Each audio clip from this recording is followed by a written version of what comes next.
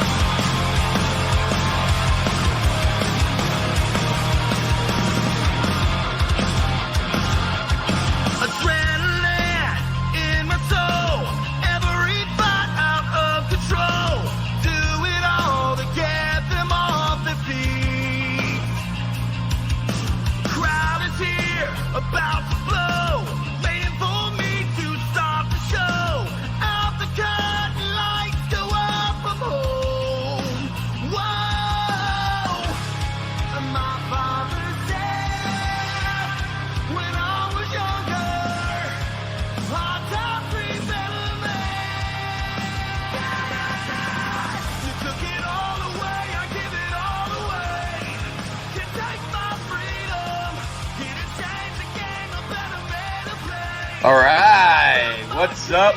What's up? What's up? Cool Truth, baby. We're back. Retromania Wrestling Podcast Network.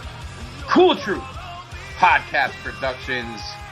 With me, the Hollywood writer himself, the executive producer, the one and only Hollywood Jeff Edwards. Blading for True Zone, my buddy. How are you, brother? What's up, brother? I feel like we have a lot to talk about tonight. We have a lot to talk about, but I feel like I'm forgetting something. Actually, yeah. I have that feeling, too. What could that be? Strange. Oh, yeah, that's right. I got a text message today. And hot off the Cool Truth IL, back with us, the one and only Professor, the Wildhouse Wildthing. Yeah. White House! What's up, baby? Fellas, long time no hear. Oh, this just brings joy to my heart. Back, brother. Mine as well. Good to have you back. It's great to be back. Great to be back. Excited for tonight. Fired up. I got some piss and vinegar. We're good, man. All right, before we raise your blood pressure, how are you feeling, brother? Oh, I'm feeling great. It's funny. My doctor walked me through on how this was going to work. And he said I'll feel like a new man instantly. And for the most part, I did. But I had a little side effect coming out of the operation. I lost some feeling in my right arm. I mean, I couldn't use it. And it was a side effect from the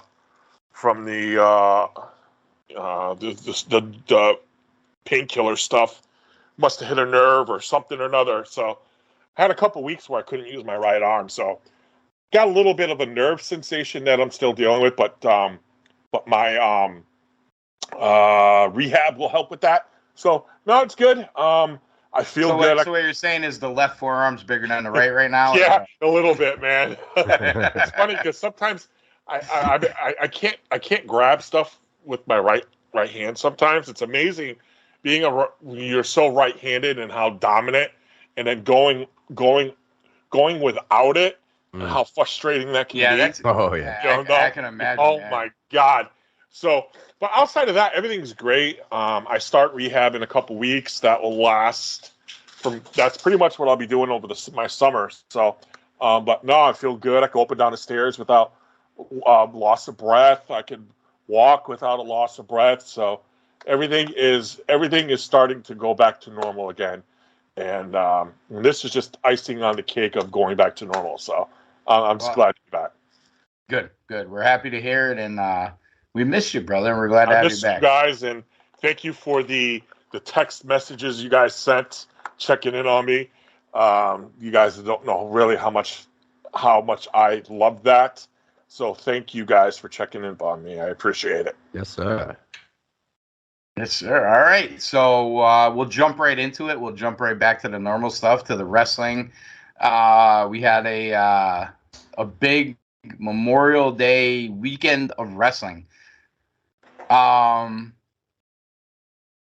Before we get into specifics, I'll kick it to Hollywood first. Couple highlights from the weekend before we get into the lowlights.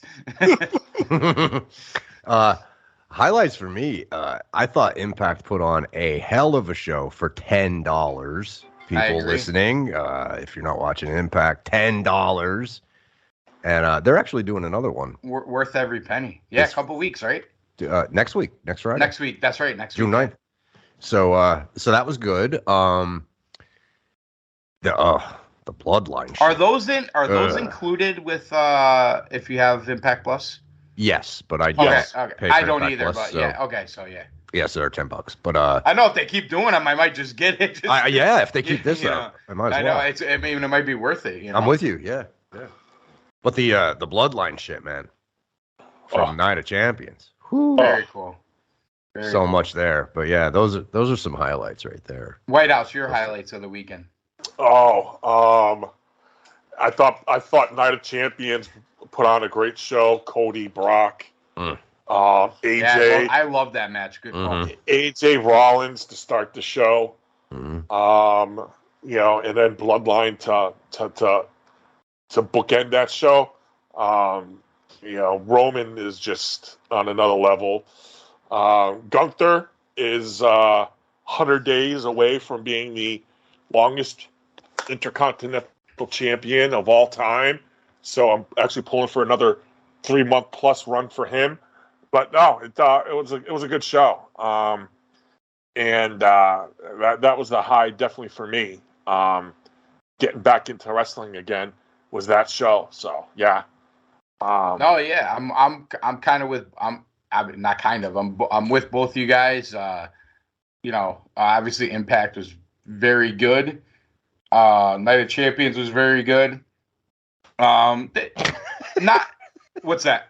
I just, we're 0 for 2 so far, and you're kind of like, Impact was very good. Night of Champions was very good. I'm just waiting what's coming. The elephant in the room. The elephant in the room. Should we just? Guys. Yeah, I mean, you know what? I was trying to be positive before we got to the negative. We got. Obviously, I want to break down Night of Champions, but I can tell everybody's just gearing up, and everybody listening probably wants to hear about it. And I'm just gonna start with this. So, I saw D. Smitty at the gym today. Well, I see him at the gym every day, but we happened to jump on and do a little cardio together today.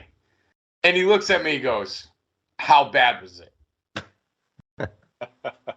I go, "Worst pay-per-view I've ever seen." He's like, "Really?" I was like, "Yes, it is the worst pay-per-view I've ever seen." And I felt that way while I was watching it, after I watched it, the day after, and I still fucking feel that way. AEW Double or Nothing is the worst pay-per-view I've ever seen. And you know what? You could rack your brain and try to come up with a WrestleMania or a SummerSlam or a fucking WWE pay-per-view, or maybe there's an Impact pay-per-view out there, and I'm sure there's an ROH pay-per-view out there, which to me shouldn't even be considered when you're talking about the level that AEW is trying to be on here. In this day and age, for $50 for what it was, and Edwards and I talked about this on the show last week, and I was like, dude, this card, it's not looking very good. And to your credit, you brought up the point, hey, we've said that before, and AEW, it delivers and all that. You know what? Egg on face, because I was fucking wrong this time. I didn't even bring it up to give you an egg on face moment. I more brought it up to be like, I was sitting there waiting the entire show to be like, okay, here we go. Right, yeah. And you never got the here we go moment. Yep. It was a bad start, a bad middle, a bad finish, a bad flow. There wasn't. If you were to say to me, "Hey, what did you like about it?" I'd struggle to tell you. I'll tell you this, and I love Adam Cole, and of course we all love Jericho. That was one of the worst fucking matches I've ever seen. And I'm not surprised that it wasn't that good. I'm just surprised at how bad it was. And then you just look at the card up and down. All of these no rules and hardcore matches. And don't get me Wardlow off the fucking ladder. It was a goddamn disaster, the whole thing. I mean, maybe we should just go match to match here. But guys, I know White House didn't even buy it. That'll tell you right there what the build was. I didn't. Yeah. And like I was telling you guys before we jumped on, is I went in last Wednesday's Dynamite because I was on the fence. I wanted to. I'm not gonna lie to you guys. I wanted to. Well, I used that show as the barometer to sell me on a $50 pay-per-view. $50 right now. That is a lot. Especially with me not being at work for the last month. So I wasn't gonna just waste $50. So I'm like, but all right, you got to sell me on Wednesday's show. That was it for me. That show did the opposite. I'm like, yeah, I'm not doing it. I'm not doing it. And that was, and then I'm reading some of this stuff throughout the weekend and, beginning of the week, and I'm glad I didn't. So what we're gonna do here is White House is gonna read off the matches, and then me and Hollywood will try to break it down. But before Hollywood, just I know you jumped in a little here, but a quick overview, and then we'll jump into it. Yeah, I thought there were, I would say, 2 positives that stick out, maybe 3. And I only say maybe 3 because I didn't hate the tag match, but it kind of got wonky towards the end. Mm-hmm. The Briscoe referee match. Yeah. You're talking about the World Tag Team title match, FTR and Lethal and Double J. Right. Yes. Thank you. But yeah, the Pillars match I actually enjoyed, which I didn't think I was going to, but I did. And surprise, surprise, I thought the moment of the show was Chris Statlander. Yeah. And just the way they had presented that, you didn't expect to see another match, obviously, but Jade was out there, open challenge, whatever. Statlander comes out, and it felt like a Money in the Bank cash-in. That's what it felt like to me. And she went in like a ball of fire, and the crowd was into it. And I was like, all right, that was a really cool moment that they did there. But other than that, there is not much. I'm with you with the Jericho Cole match, and I just felt like, basically like you. Okay, this is the match that's going to get us started, and then it didn't happen. Okay, this one's and it didn't happen. And I felt like that until the Pillars match, but unfortunately, that was the next to last match on the card. You know what I mean? I was like, shit, man, this was not a good pay-per-view at all. Mm-hmm. All right, White House, bring us in, and then we'll break this down. And then I promise you, this is fans listening. This is probably going to be overly negative, which it is what it is. We're just being honest here. Yeah. But there's a lot of good things. We're going to get into Night of Champions afterwards, and then, we don't want to make it seem like this is going to be a fucking just total trash wrestling show, because that's not what it is. But we got to be honest about what we watch. That's all. So now that we got that disclaimer out of the way, White House. Yeah. So the show started. We got that buy-in, that trios, AC's favorite type of match, the trios. That buy-in with the Hardys and Hook. I actually didn't watch this. Cage and Guns. Yeah, I didn't watch the buy-in. I wasn't home yet. I don't know if Hollywood has anything on it, but yeah, the only thing that I wanted to say about that match in particular was Jeff Hardy had a really bad botch. And guys, people are out there banging on him, dude. And I'm like, they're banging on him hard, like, it's time to retire. And the first thing I wanted to say about it was Jeff Hardy looks damn good. Like, you could tell he's sober. Mm-hmm. You can't, like, his body, he looks like he's 25 years old again. But when he just went up and tried to do that flip he does, and he hits the leg. Yeah. Like on the opponent's head or whatever. He just went up, and I had to rewind it because I was like, shit, is he okay? How did he do that? What did he do? He just simply jumped up, and it was basically he towed the rope instead of landing on it, mid-foot. Mhm. And when he towed it, he just, couldn't hold his weight and he just flipped over and fell on his head. But yeah, people out there saying that, oh, he needs to retire, he needs to go home, he's on drugs again. No, that's what ring rust looks Well, like. here's and the that's other probably thing. why the Hardys were on the pre-show to begin with. Well, Because they probably weren't sure how Jeff was gonna, work. Yeah, It's been a while. Yeah, and can we give him listen? He has his issues. We get it, but does this guy not have a body of work that?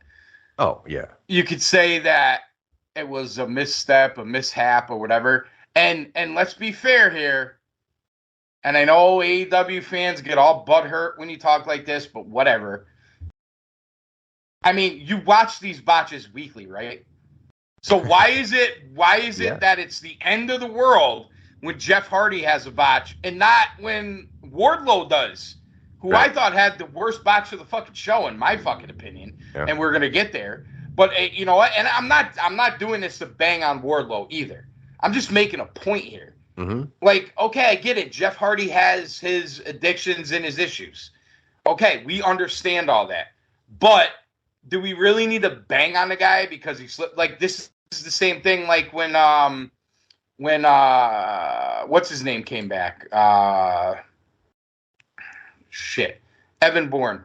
Seidel. Yeah. Seidel. Remember he slipped on the wet turnbuckle and fell? Yep.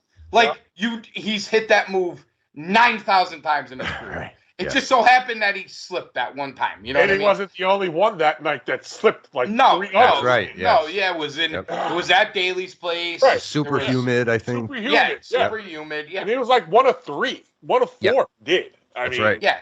But because it's him, Because it's him. it's a big deal. It's him. Because Now- it's Jeff Hardy, it's a big deal. I get it, but let's just be a little fair here. Right. Yeah. Now, Plus, the one thing If you have a motivated, healthy, sober Jeff Hardy, is that not a benefit to AEW Fuck yeah, at this man. point? Absolutely. 100%. Absolutely. 100%. Because the healthy, motivated Jeff Hardy, you're talking about, if not the best, one of the best wrestlers in that locker room. Sure. Yeah. It's not, and it's not even Plus, he can close. help out a lot of these guys who absolutely yeah. fucking need it. Yep. Yep, for sure. And the one thing I did read, though, is this match, they kind of shit on this match, well, again, for the botch and stuff. But the one positive, though, I did read is they had the author, where I don't remember where I saw it, had a lot of good things to say about Paige. They thought that he stood out of that whole match Ethan as Page one of you're the talking about. Ethan Page, yes, as he was clearly the best worker of the match. So that was a positive out of that, and that's another thing too. I mean, Ethan Page on a buy-in, considering his body of work on Impact. Talk about a guy who's being totally misused. So it's kind of nice seeing him get some kudos in this, and maybe they'll start doing some shit with him because it's pissing me off what they're doing with the guy, but that's just me. Yeah, definitely. Yeah. I mean, there's no shortage of fans of Ethan Page on this show, so. Oh, no. No, and I know you guys are with me, and I think that's one of the reasons why I said it, but it's a disservice what they're doing to that fucking guy. Yeah, I mean, there's a long list of those, so. Sure. Hopefully with the adage of a new show, and we'll see who gets elevated here, but that's hopefully. one of the guys that you would. That's one of my number one. I mean, he's good on the microphone. He's good in the ring. He tells a story. Just been put in some very weird spots. It's kind of like the same old song and dance with the guys they brought in with Ethan Page. But yeah. Yeah, the thing about him too is I know him from the North. I fell in love with those guys in Impact right away. But now that he's here, it's like he's like you said, AC. It's just more of the same. He's doing what he can with the time that he's given. He does it in a good way. But him and the guys that he's with are no different than the guys in the embassy, are no different than the guys in Los Ingobernables. And they're like these lower card groups of guys that he has no idea what to do with, so he just throws them together. And I don't know. I don't know. But seriously, it's like he needs to be if they're gonna do a roster split for Collision. If I'm Khan, he's gonna be one of my top heels on that show. Just alone, just let him be Ethan Page because it's annoying at this point. He doesn't need a mouthpiece. He doesn't need to be in a group. Yep. Just let him do his thing. And yeah. And they're doing that with very few guys, maybe like one or two. And everybody else is in a group. They're in a faction, and they're all just swimming along doing. And that's going to be a big theme with this pay-per-view because I think this is a major problem for the promotion overall. And that leads us right into match number 2. Thank fucking God I didn't watch this piece of shit. I'm going with this one. The 20-man Lumberjack Battle Royal for the AEW International Championship. What a clusterfuck this was, huh? Yeah. All right, so I'm gonna defer to Hollywood on this one too because I still wasn't home from work yet. I got home right at the end of it. And to be honest, I'm just going to be flat out honest. There's nothing about this match that made me want to go back and rewatch it, so I didn't. So No. And there's not much to say about it either. On last week's show, I said to you, AC, is he going to do this to protect Orange Cassidy because he loves him, or is he really going to put him over 20 guys? Yeah. Sure enough, he did that. Yeah. But well, I think the smarter thing to do would be, like you said, you protect someone that you view as a fan favorite, but you get a belt off him to maybe, move on and do something else with it. Yeah, just move on. And that's not what he did. Like, you're getting to the point now. He's building Orange Cassidy as a champion like he's built no other champion before. Yeah. Like, literally no other of his champions have been built this way. And now you're starting to wonder, like, and obviously I'm not putting him on the level of Roman Reigns, but we always have this conversation of like who's going to take it off Roman Reigns. Mm-hmm. I think they want you to have that conversation with this guy, and I'm just not going to have it because it's a stupid conversation. No one cares. Yep. This is John Cena 2.0. He puts the belt in a fucking book bag. Yep. Book bag. I'll say it this way though. Okay. I'm going to give, and again, we make cocaine jokes all week long on text, right? Everything's cocaine and con and all of it, right? Yeah. But the way he's doing this to build the title is one thing. But you would expect him to do this, like booking wise, with a guy like, I don't know, Wardlow and the TBS title. Yeah. Or the TNT title. Yeah. But he didn't do it. Like if he would have booked Wardlow like this, by my God, we're looking at actually the only other person he's done it with is Flex Luger. Yeah, that's true. With the TBS women's title. Yeah.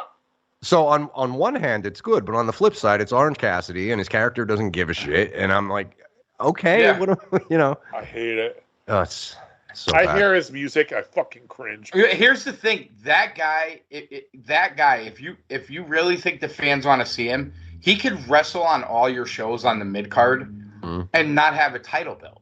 Mm-hmm. You know what I mean? Like that's exactly who he should be. It's like indifferent on him. You know what I mean? Yeah, he's kind of like not.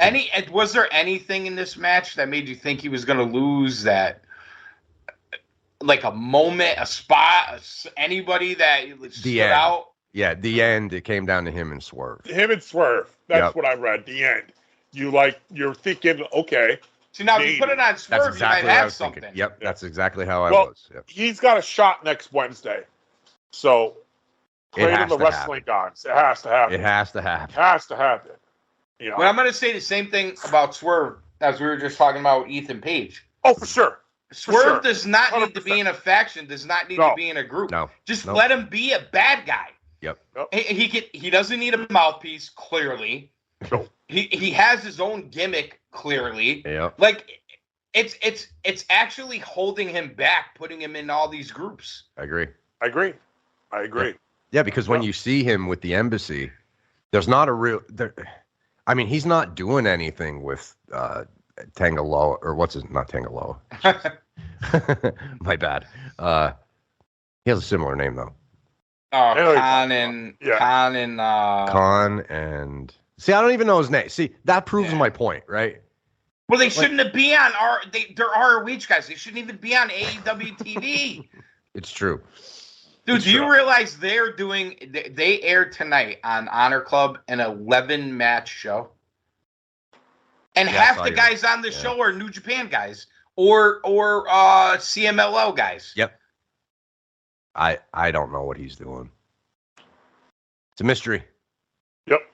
All right. Total mystery. All right. Anyway. Now it's on to the beginning of the drizzling pile of shit of this. This one broke my heart because I really wanted to watch this one, and when I read about it, I threw up. Actually, the unsanctioned match, the Special Enforcer Sabu.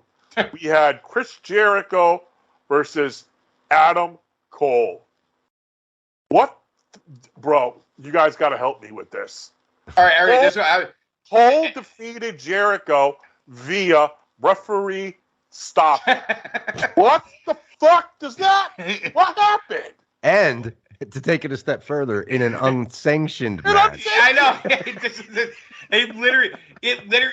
Okay, so this is if you're in the crowd, you made zero noise the whole match. I've never heard the crowd so dead for a match with either Adam Cole or Chris Jericho or both. Yep. Never in my life heard him so dead.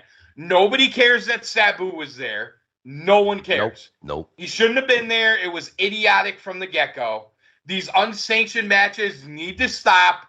Nobody's buying it. You can turn the lights off. You still have the fucking AEW referee in there. The lights are on. AEW's all around the ring. If you're not, you're not confusing anybody. You're not even confusing. I guarantee you, any of your children would get that this is not an unsanctioned match. I guarantee it. And you know what? I'm actually, and I hate to bring this up because it's Cornette and I can't stand him. But he literally said on his show about this match, he goes, you had to put a mirror in front of the fans in the crowd to make sure they were still alive. It's true. And he's not wrong. Yeah. And he's not wrong. And again, like the last thing I want to do is dump out Adam Cole. I'm the biggest fucking Adam Cole fan in the world. But this is the problem. Mm-hmm. I tell friends of mine, Adam Cole, like they dump on Adam Cole when he's in ROH. And they dump on Adam Cole when he's in AEW. But they love Adam Cole when he's in NXT. Do you want to know why? Because they presented him as a fucking star in NXT. Yep. Is that a star? See, this is the problem. This is the fucking problem. Tony Khan sits there and thinks that, well, he beat Chris Jericho. That makes him a star. No. What? Again, I don't want to dump on Chris Jericho, but what is special about beating Chris Jericho right now? He's lost the last 10 feuds he was in. Yep. Champion, AEW champion Chris Jericho is a long fucking time ago now. Here's the thing. He did nothing to elevate Ricky Starks. Nothing. Zero. He's doing nothing to elevate Adam Cole. He did nothing to elevate fucking... I'll tell you this. He has not elevated anyone since MJF. You can take all the guys since he's faced since MJF, and they've gotten nothing out of it. And that's just the bottom line. Okay, you're right. And I got two hot takes for you. One, how do you go? Because before this match, we all saw the writing on the wall. How hot Adam Cole was with his promos and all this, the pops he was getting. So it made sense logically thinking that they were going to go from this, and he was going to go into MJF. We'll get to the pillars thing down the road. But that was that's how you saw it. I don't know about you guys, because I haven't talked to you guys in a couple weeks, but this is how I saw it. After reading this and hearing the two of you, how do you do that? Because here's a quote that I wrote down for you guys. There's head scratching involvement of Sabu, pointless, and left a bad taste in the mouths of the AEW faithful who were left booing as the bell sounded. How do you do that to Adam Cole and feed him to MJF now? How do you do that? How do you do that? I don't have an answer. I really don't. This is a gigantic question.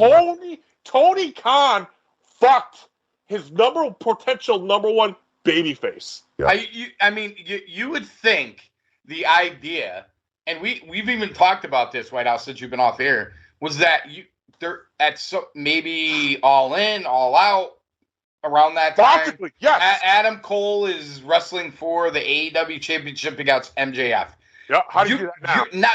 You're like set back from that now. Yeah. Like, yeah. That's a major fucking problem. And the other point you brought up, look at what Chris Jericho did to Tony Starks coming out of that.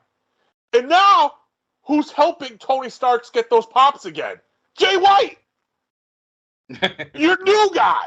Oh, Ricky, your you mean. new Ricky. guy! Yeah, Ricky. That's what I meant. Sorry, Okay. Tony Starks. I mean, but he's been watching Iron Man. And He's watching the Marvel my stuff. bad. Yeah. I watched it the other day. But so you did a dud. You did a dud with Ricky, with Jericho. Yeah. And now Jay White is helping him get out of that, and he's your new guy.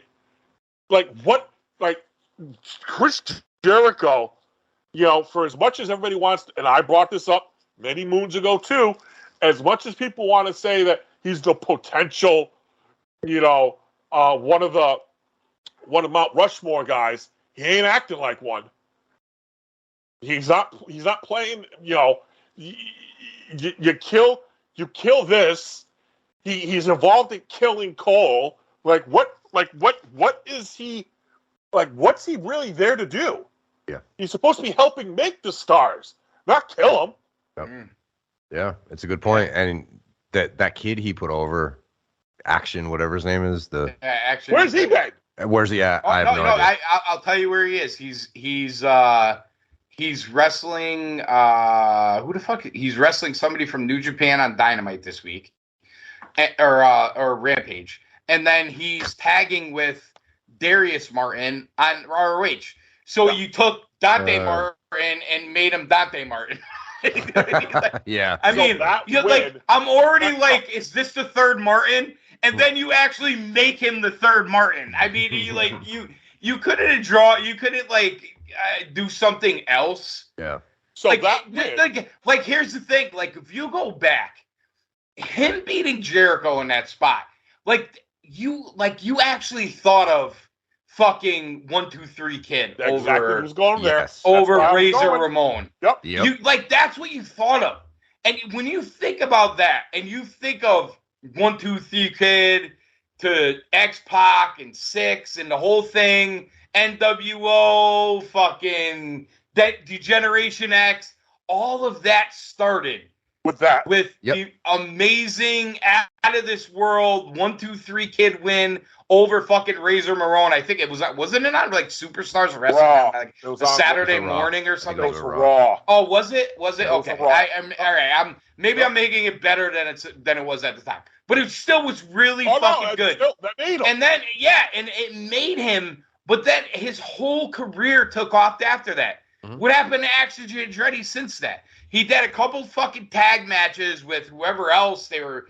I don't even remember who Jericho was fighting at the time. But was it Ricky Starks? It might have been Ricky Starks. I don't remember. And then they do that, and then he goes away. Mm-hmm. He goes away. You don't even think about him again. And now all of a sudden, it's funny that you bring him up because I just happened to see that he's going to be on Rampage. That is funny. It is funny.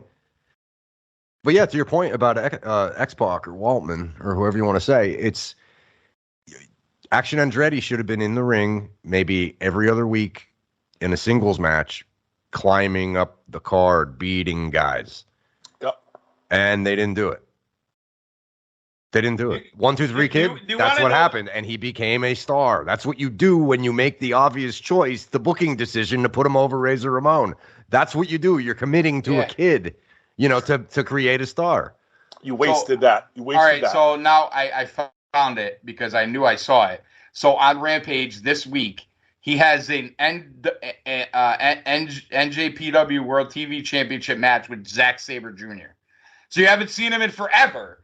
And now on Rampage, he's fighting Zack Sabre Jr. for You're going to feed him Zack for a New Japan title. So he's going to lose. Yep. Because he's on. And then you want to know what they've been doing since then? They've been promoting their house show that is going on at the same time as Rampage. Oh, jeez. Yeah.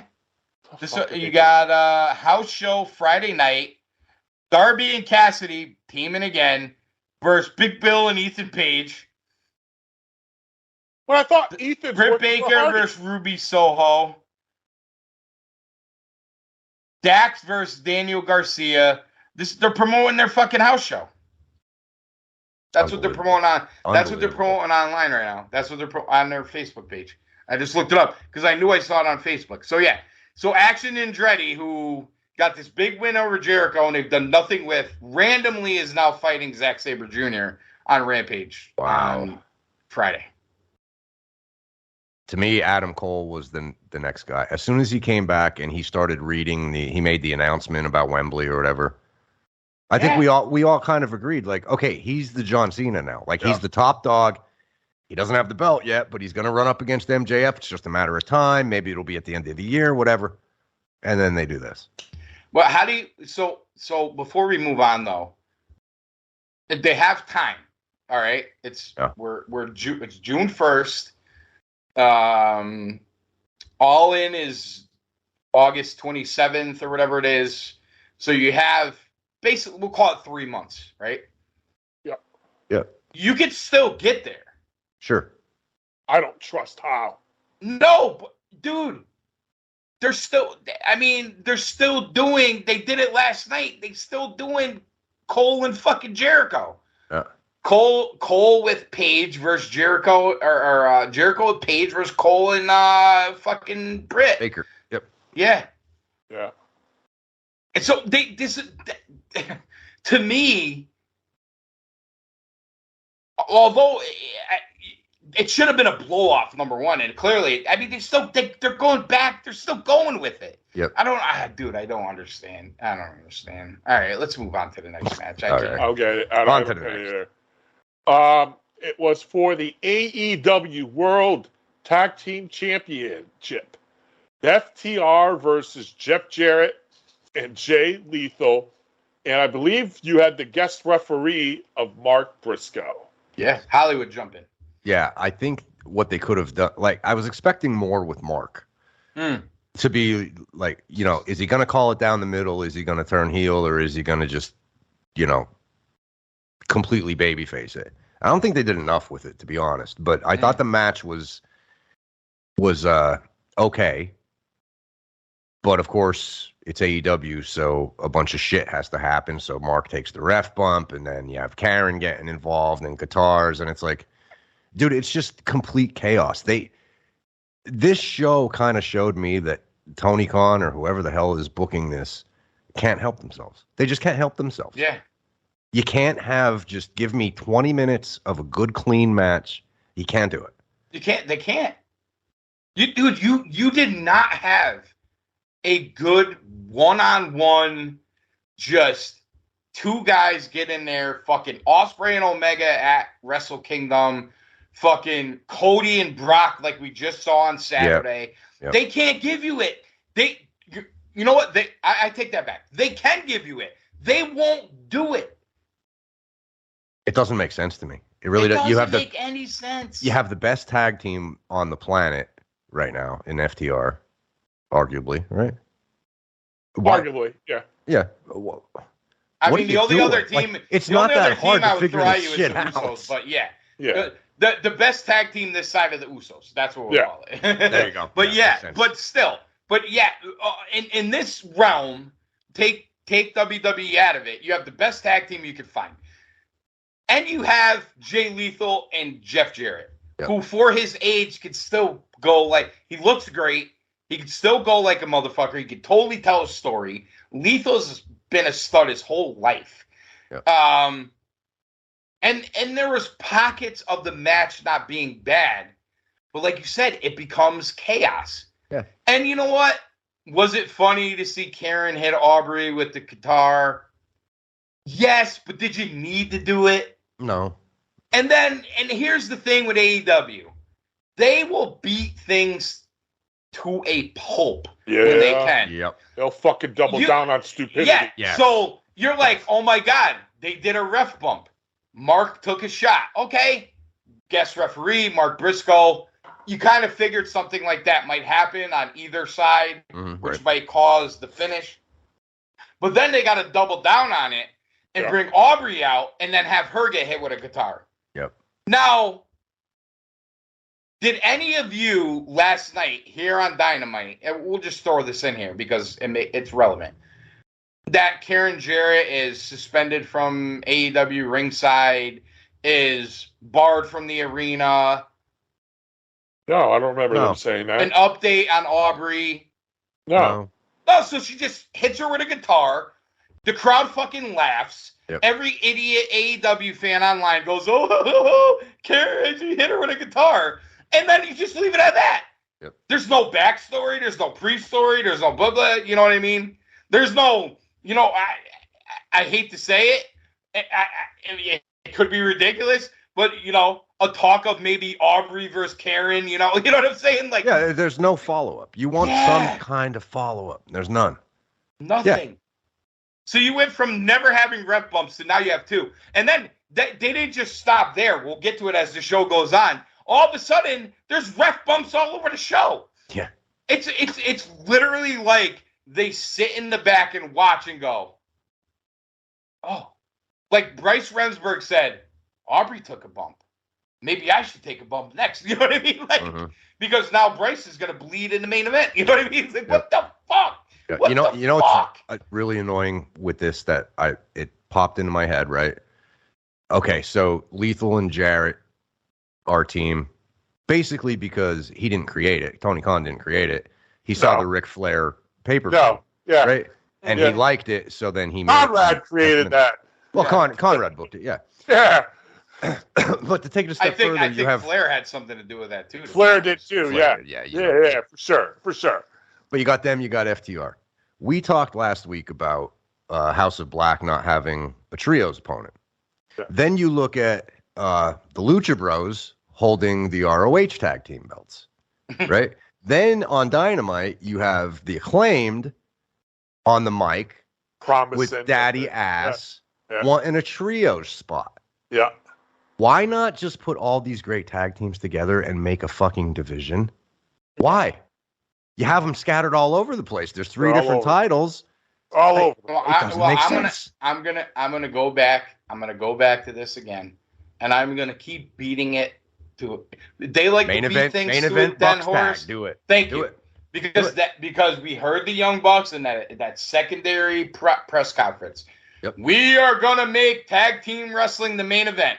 They've never done it, and they're all in trios matches and not doing main event. And then you could fucking see it coming again with Switchblade. Yep. And with the Bullet Club Gold there. Yep. Ricky Starks and FTR. Bullet Club Gold's gonna get a third guy. Of course. And they're gonna have a fucking trios match. Yep. So FTR, your tag team champions. That team should be lining up to try to win the tag team title. Yep. And you're going to do another fucking trios with them. Dude, you said it this week. This is becoming SmackDown from like 10 years ago. Oh, yeah. Because it's the same shit. I just brought up to you in a text. Just wait Teddy Long to come out. Yeah, exactly. Jungle Boy bails out Hook. So what's going to happen? It's now we have a new tag team. It's the same shit. And you got Darby and fucking Pockets. Orange, yeah. It's oh my god, dude. So it's anyway, not that hard. And then when I look at the House of Black, I'm just gonna throw this out there because on the subject. Yeah, might as well. I love what they're doing as a trios team. I do. I do. Me too. Don't get me wrong. It makes sense for them. Yes, Yes. but they're actually a fucking trios team. Yes. They're like actually a trios team. Yes. I don't know if this was them. I'm going to assume this was them. They said, okay, hey, we're a trios team. We have the trios titles. So let's do something to separate us Yes. from everything else. Yes. So here's what we're going to do. We're going to do an open challenge, but we're not just going to do an open challenge. We're going to do an open challenge under these parameters. Yep. And under Brilliant. these rules. Exactly where I was going to go. To separate it from what everybody else is doing. Yep. And it's different. And you look at the training those three have had over most of the people they're facing, and I'm not really that fucking surprised, to be honest with you. Yeah, it's true. For sure. And they feel like a team, Yes. the whole thing. Yep. You could tell It feels right. Yep. Yeah, they're like in lockstep with each other and moving Yeah. around and the whole thing. And I don't get me wrong. If you're gonna have trios championships, you got to have 3-man teams. I get it, but do some real 3-man teams. Yes. And don't destroy your great tag teams to do it. Mm-hmm. Right. That's where we're not contradicting what we're saying. Is that last piece. Mm-hmm. Don't destroy your tag team division to do it. Exactly. I mean, how long is it going to be before Adam Cole, Roddy Strong, and then Kyle O'Reilly comes back? Kyle O'Reilly. As soon as They're Kyle a 3-man team. They're a 3-man team, right? Ding, ding, ding, I mean, ding, how ding. long before that? It's it's coming. Mm-hmm. Yep. All right. Yep. Anything else with that one? No, go ahead. No. I'm good. Next match. Next match. And I got something to read after I say the match. It's a ladder match for the TNT Championship. Wardlow versus Christian Cage. Read this to you guys. There are a few instances of Christian Cage being involved in a ladder match that can be best described as underwhelming and at worst, plain bad. Well, if you ever want to watch it, just watch that match. Yeah.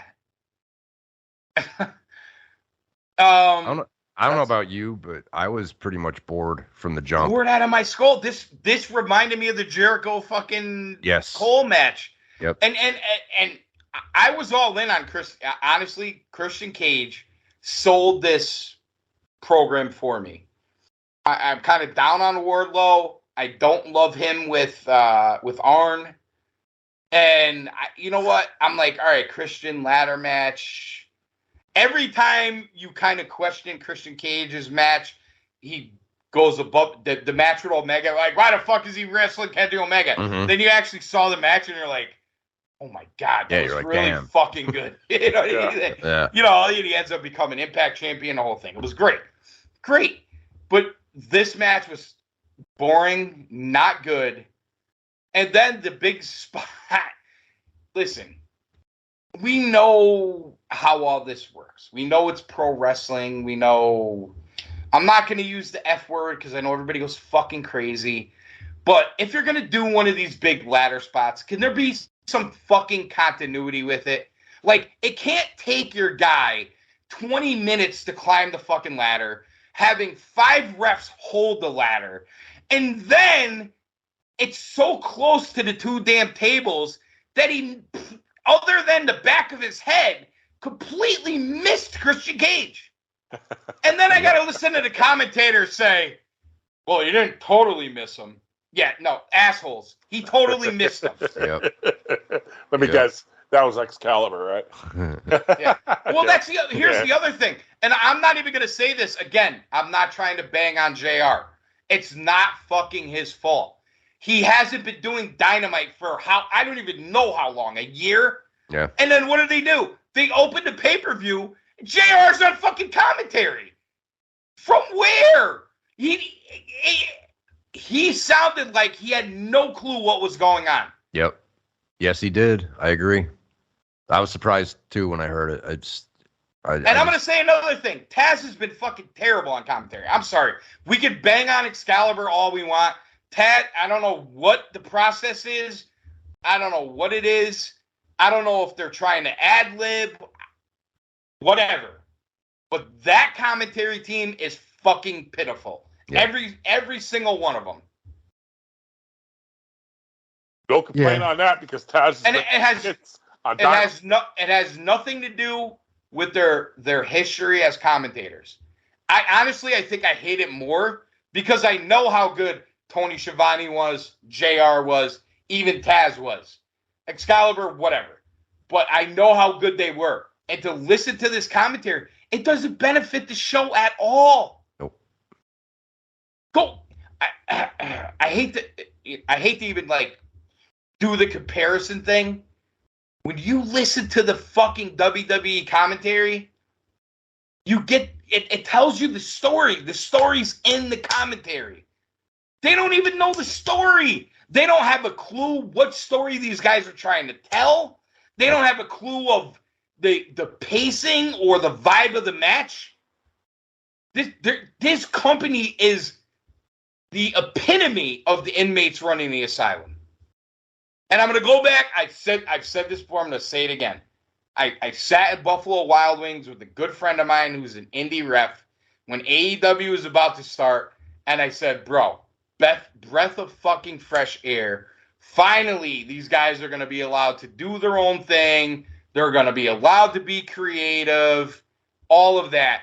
And he said to me, he goes, dude, with some guys, that might work. But with most of them, it's not going to work. And in my mind, when he said that, I'm like, yeah, whatever, dude. Like, Vince is fucking micromanaging everybody, and that's why WWE sucks. And now I look at what's going on in AEW, and I can tell you he was more right. And when I see him again, I'm going to tell him he was more right than I could ever imagine. Because watching AEW, you could just there's no flow. There's nothing. Yeah. I think the problem is after you just said what you said, you got JR, you got Schiavone, and you got Taz, 3 legends in their own right, just at the table, right? Mm-hmm. They probably don't. You listen to Cornette rip apart these matches, and he gets frustrated within 2 seconds. They probably have the same problem. JR probably sits down at that pay-per-view, and he says, like, I don't know what the fuck I'm watching. And Taz is over there making jokes all night, like he's like, oh, look at that, Super Kick Jones. And he kept saying, did you catch that on Wednesday? He kept saying that phrase, not Super Kick Jones, but whatever Jones. Like, Body Slam Jones. It's like, dude, what are you doing? Like, what does that even mean? Are you just ribbing people? Like, is something going on? Like, did somebody bet you that you can do that 30 times in a broadcast? Yeah. Like, he's just there doing whatever he's doing. I'm like, is he trolling somebody or trolling? Yeah. Like, I'm like, what they need to do is, and I hate to say this because if you're not going to change the in-ring product, which they're obviously clearly not going to do anytime soon, then you need to remove the legends and get Excalibur, a color guy that can follow him. Because what this is now is complete chaos. It's chaos in the ring, it's chaos in the booking, it's chaos backstage, and it's chaos at the announce table. Yeah. So make a decision. Like, get somebody younger that can add color to whatever the fuck the chaos is going on in the ring. Because obviously these 3 guys over 60 years old can't do it. No. Yeah. And here's the thing. I get why Excalibur is there. Because they're doing Tony wants somebody there that could call these Tope Hirosito. That's what he wants. And that's what Excalibur gives him. Yep. He could call these topes and all this other bullshit. And here's the thing, bro. It really adds nothing. When a casual fan turns it on, you know what I'm saying? The commentary in pro wrestling should accentuate the story. Yes. Not be a fucking I don't even know what the word almost too smarty. Yeah. Like, I know the names of all the moves, and you know, like, nobody cares. Oh yeah, he did a flip. Cool. You know what I mean? Like, yeah. I'll tell you. Listen to a Bloodline match at a pay-per-view, and listen to how Michael Cole calls his shit. Yeah. He makes you he adds so much to that, and I don't give Michael Cole credit like ever, but he's been pretty good lately. He has been. Well, I'd say over the past couple of years, he's really like become the guy. You know what I mean? Yeah, and he does absolutely. it perfectly. He knows when to call the move. He knows when to stop. He knows when to lay out. He knows when to narrate the backstory. You know what I mean? It's perfect. Well, the other thing too, like where I'll give him credit is if, let's say there was 5 Raws in between pay-per-views, and you only saw 2, and you missed the story. While the match is going on, they're giving you the story. They're giving you the background, while also giving you the in-ring story. You know, it's an accent of what you're watching. It's giving you a background. Right. When do you ever get that in AEW? This is what you get in AEW. Tony Schiavone says, "Oh, this is the first time we ever been ringside." What does Excalibur say? "That's not true. We were ringside at 2019, Fight for the Fallen." That's literally what happens in their commentary. Yeah. Their commentators argue with each other on air. Yep. And not argue with each other like Gorilla Monsoon and fucking Jesse Ventura did, like heel babyface, like Hogan's a scumbag. No, he's not. They're arguing with you over stupid shit that nobody cares about. Mm-hmm. All right, we'll move on. That's a good spot to move on. This is fucking exhausting. I'm not gonna lie. I can't wait to get the Night of Champions. So this is what the this is a piece written about Wardlow. The guy's the future of the company, but really needs some consistent booking to help him get there. Hopefully, this is the step in the right direction. Even these guys are like questioning what's going on, but to answer your question, is he? He should be, and the way they book him is one of the reasons why he's not there, and that's on Khan. Yeah, I agree.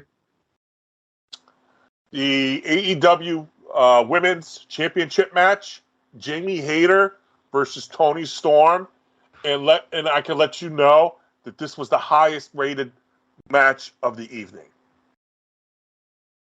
You mean like Meltzer type rating? The guy I got this from, I think it was on Bleacher Report. This was the highest grade of the evening. Okay. His highest graded match. Yeah. Yep. You know what? It's not crazy to say that. I mean, if you're looking for like a match to stabilize the show and just have a match that told the story and the whole thing, I would agree with that. But here's my problem. How did they open the match? They beat the fucking shit out of her before she got in the fucking ring. They jumped her in the entrance. Yeah. And that's my problem. She never had a chance. Yeah. If her and Toni Storm got in the ring together, mano a mano, had a good match, and Toni Storm won, you know what? I could agree with that assessment. But here's my problem with it. She started from behind the 8 ball. Mm-hmm. Yeah. Now, what you're supposed to see, and again, this is the chaos of the booking, whether it's Jarrett or Jericho or Khan or Bryan Danielson or whoever is back there. I mean, on one hand, it makes sense. If the heel group is going to screw Jamie Hayter out of her belt and she loses it, okay. Where was the follow-up this week on Dynamite? Yeah, there was Hayter on? Nothing. Shouldn't she have been shown up there and beat the living piss out of the Outcasts? Probably. Yeah. But again, like, or been screaming for a rematch, or yeah. I'm with you, bro. Baker didn't come out to help her during the end. Like, no one. It's so weird. Baker came out, but it was late. I don't even. Did she even come out? I don't even remember. I don't even know if she came out in that match. Yeah, I can't recall either. That's. I mean, I guess that's my problem with the whole thing is. You can't give me like the best match of the show when we didn't do a no rules match, but what we did, we beat the shit out of her before the match started. And that that beating directly affected who won the match too. Like, I know they did. So the rumor is she's hurt, right? Yes. And she's going to lose the title. Mm-hmm. Why not just have them go mano a mano? And even if you want to sell the injury as the reason and why she lost, I'm okay with that. But the problem is, you kind of did hate her dirty here. Like, she barely got any of her shit in. Mm-hmm. So you know what? I respectfully disagree with that assessment of that match. I'll tell you the other thing too, man. And I texted you this that night. There was a spot where she was on the outside and Paige had her hand up against the steps. Yes. The camera is right in front of them. Oh, I know where you're going. Toni Storm does a double drop kick, completely misses the arm, and you can see it. Yeah. And you can clearly see Hayter. She either said, do it again or go again. And she held her own arm out against the steps, the side of the steps. I know. Paige looks down and she grabs her wrist like, oh, yeah, we're going to do it again. And so Toni Storm ran at her, and this time she hit her arm. I was like, do we realize there's no editing here? Like, this is live. This is a live wrestling pay-per-view, and you're recalling spots. Yeah, but did you hear the commentary? No. I honestly think that somebody, I don't know who, said, well, she missed her the first time. It's unbelievable. Now, let me ask you this. What a shit show, bro. Now, let me ask you this. Could you imagine if that was Vince? He would have lost. He would have lost his shit. Forget Vince. Hunter. Yeah. He would have lost his mind in Gorilla. Yeah. Now, let me ask you this. If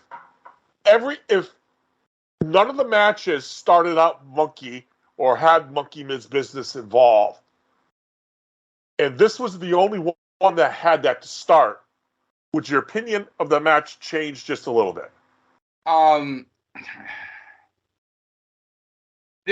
going to say no, and I'm only going to say no because of this, because watching the match, the beatdown in the beginning of the match literally was the effect of the match. Like, Hayter didn't get her shit in because of the beatdown. Right. You know what I'm saying? It wasn't like that, all right, they beat her down, her arm hurt, they had a good match, and then it ultimately affected her. It literally, if you watch the match, it was the story of the match, the initial beatdown. Yeah, 100%. Because I'm just thinking that this is the fourth, fifth match we're talking about. Mm-hmm. And you haven't had a clean match yet? And there was no, So, you're not going to find one, bro. You're not going to find one. Because that just takes away from the heels, because obviously the story of this is they couldn't do it on their own, so they had to do this to Jamie to get the belt. It makes sense from the heels' perspective, but it gets lost because all the other monkey business it did in every other match. Too much of it. It does, but they did too much of it. Plus, this was almost like the Toni Storm. I was that bullshit interim champion that sucked. Yeah. That they did it. They should have never done it to her, but they did. And this is my redemption match. Like, I would have almost liked the match better if, like, she was standing in Gorilla and was just like, I got this. And then she fucking went out there and beat her. Even if they sold the injury, they did the double drop kick spot against the stairs without them being out there. You know what I'm saying? Like, it just would have came off so much better. Yeah, like, all right, Whitehouse, I think I know what you're trying to say, but and I agree with you. Like, if you take that match just as it is and plop it on Night of Champions, it works. But because there's constant fuckery in every match and constant run-ins and constant ref bumps and factions getting involved, there's just too many of it. It's 100%. That's too much. That's the difference. Yep. That's and because this, of all the matches so far, this makes sense. Yeah. I see what you're saying. Story-wise, yes. Story-wise, it makes sense. Nobody can beat Hayter. Hayter's on the run. So the girls got desperate, and that's what desperate heels do. Yeah. And as the story, this makes sense. I could buy this, but it gets lost in everything. I agree with what you're saying. I just think it was so impactful and impacted the match. You know what I'm saying? Well, yeah. It impacted it in a big way, though. Like, it impacted it to the point where she couldn't even get her shit in, basically. From my perspective, watching this, Tony Storm came out first, got introed first, and then Hayter came out, and right behind her, they had to replay her music or whatever, and then right behind her, you see Paige and Ruby beating the shit out of her, and I just threw up my hands. I literally threw up my hands sitting there because I thought, here we go again. Yep. And I think the other side of it is the point that Hollywood brought up I know the only guy who's not allowed to make a botch in AEW is Jeff Hardy, but that was as big as the botch of Wardlow. You brought up another one right there with the missing the fucking. You want to know something? Even though you missed it, why don't you just sell it that you hit it? Why don't you just make it seem like you fucking hit it? Yep. And then Even you know if it what? looks awful, let the fucking internet make fun of you later. Who cares? Yep. You actually played into it by redoing it. Yep. And then the commentary goes, well, they missed the first one. Yeah, okay. God. There you go. That's all you need to know. So bad. All right. Paige. Paige. Now we have the AEW Trios Championship match. The Acclaimed and Daddy Ass versus House of Black. So this was one of the better matches of the show. Caster obviously had a good rap coming in. He made fun of Malachi with the blackface. He actually dropped a one-liner on Buddy Matthews saying he was a cuck for some kid named Dom, which I thought was funny. And then Rhea Ripley came out on Twitter and said, hey, Dom, we're over in 2 companies. So a nice little comeback from her. And you actually had a fucking... what we were talking about earlier, the trios match with the rules. They mentioned it. Caster mentioned it in the rap. Like, we don't need to make a rule. We're gonna beat you anyway. Along those lines.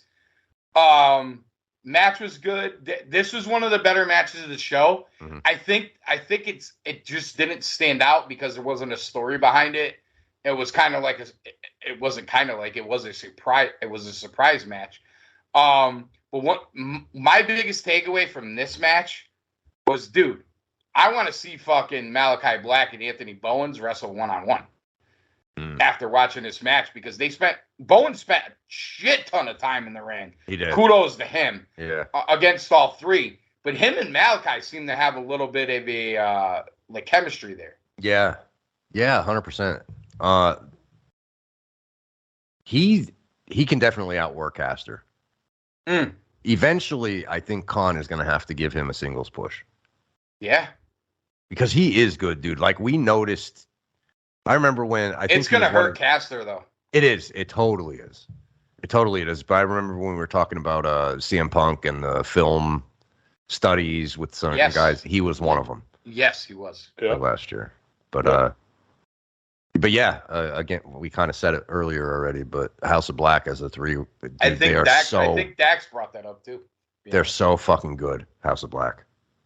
They're so good. Are very good. They're all they're good. Almost so they good. They look like $1 million.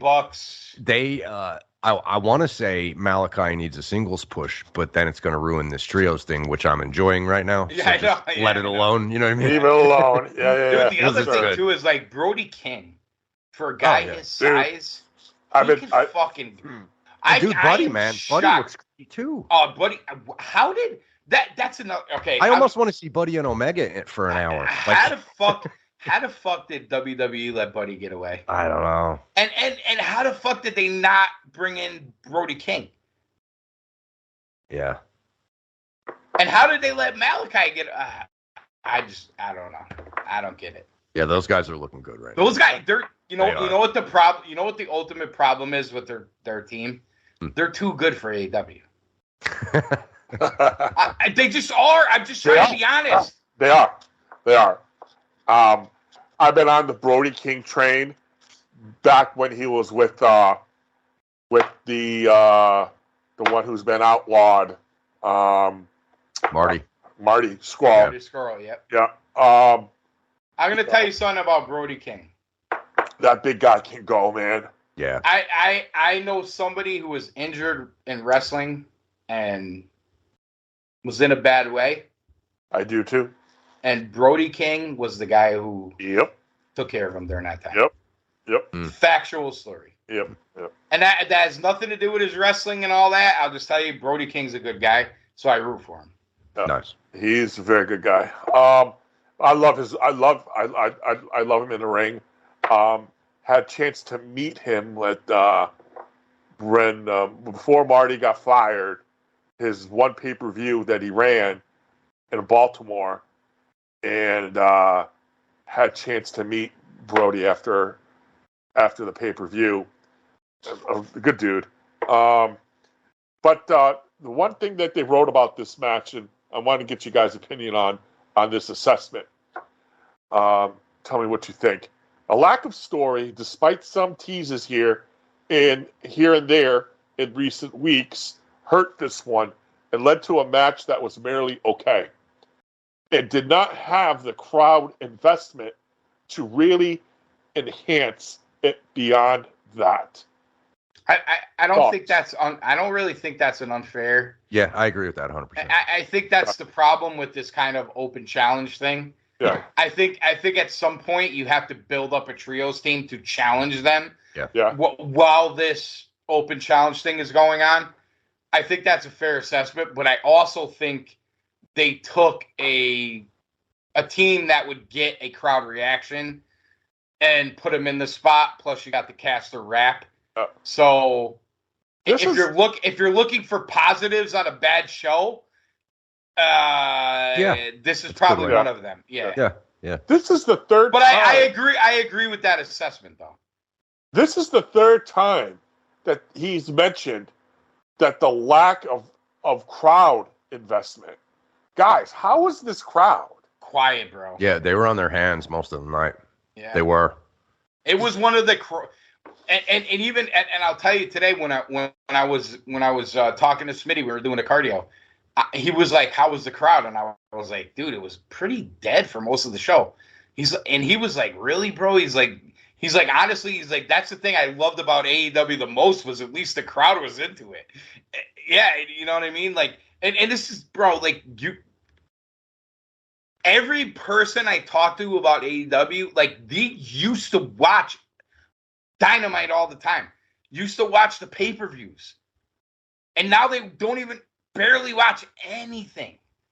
That's a fucking bad sign. These are hardcore wrestling fans. Oh, Hollywood. Yo. White House. You guys got kids. Yeah. Just in the last couple weeks, are your kids excited? Do they want to watch AEW? You know what I'm saying? Like, that's a good barometer, right? It's a hit or miss. In WWE, New Japan, to the big two right now for us. Well, New Japan's always going to be with you because you're a big New Japan fan. But and listen, WWE is always going to be the number one, especially with the kids. They're the biggest company, the whole thing. But dude, like Edwards, you brought up this with me before with the cons. Is your boy like, hey, Dad, let's watch the cons? No, dude. I was a little bummed out, but I got it. Like I totally understood. He was on his iPad most of the night, Sunday night, and it was because like he always has it with him. Like it's like me with my phone, whatever. Yeah, it's just there. Yeah. Well, that's how the kids are now. Yeah, it's not. Kids. Yeah. That's Jackson with his Switch, and he plays with his Switch. He plays with his Switch. When it's on, we'll have it on as background noise for him. Yeah. But he's fucking playing his Switch because Dynamite's been boring. Yeah. He at this pay-per-view, he looked up maybe, he'd watch 3 to 5 minutes of the match and then just go right to the iPad. Now there were 2 or 3 matches that he watched the whole thing. But for a card, he's locked into WWE if WWE has pay-per-view. That's the difference Jackson right now. Yep. White House. Speaking of the crowd, did you I just sent you that. I'm sure maybe AC sent it to you during the week, or maybe you forgot, AC. But the picture of the hard cam crowd. Yes. That's during the ladder match with Christian and Wardlow. I just sent it to you guys again. Should be there. But we're talking 4 or 5. 3/4 of it. Well, yeah. That was the big thing on some of the groups on Facebook were saying that it was 3/4 full. Yeah. And it was full on the other side, not this side. Right. That's yeah. I mean, that's crazy. It's not good. On a recent show, we were talking about this, and I might take a little credit for sniffing it out. I think they've gone to the well too many times here in Vegas. You know what I'm saying? No, you nailed it, dude. You nailed it. Absolutely. Yeah. I just think they just gone to that well too many times. Mm-hmm. You know what? It's one thing to just say, hey, we're gonna run a pay-per-view there, but we're gonna, you know what? They're gonna do Dynamite and Rampage and ROH. And then not only we're going to take it out of MGM and we're going to move it to T-Mobile. And Khan made some weird comment about when they asked him about doing a fan fest, that he said we're not in bed with the UFC or something. And it's just like, dude, listen, the T-Mobile Arena exists pretty much because of the UFC. Right. They put on some of the biggest matches in the history of the UFC. Major boxing promotions, all this stuff. If you want to run that building, that's great. But you can't put on a mediocre pay-per-view in that building and expect to sell it out, especially on a holiday fucking weekend. Mm-hmm. Yeah, he needs to rethink a couple things, I think.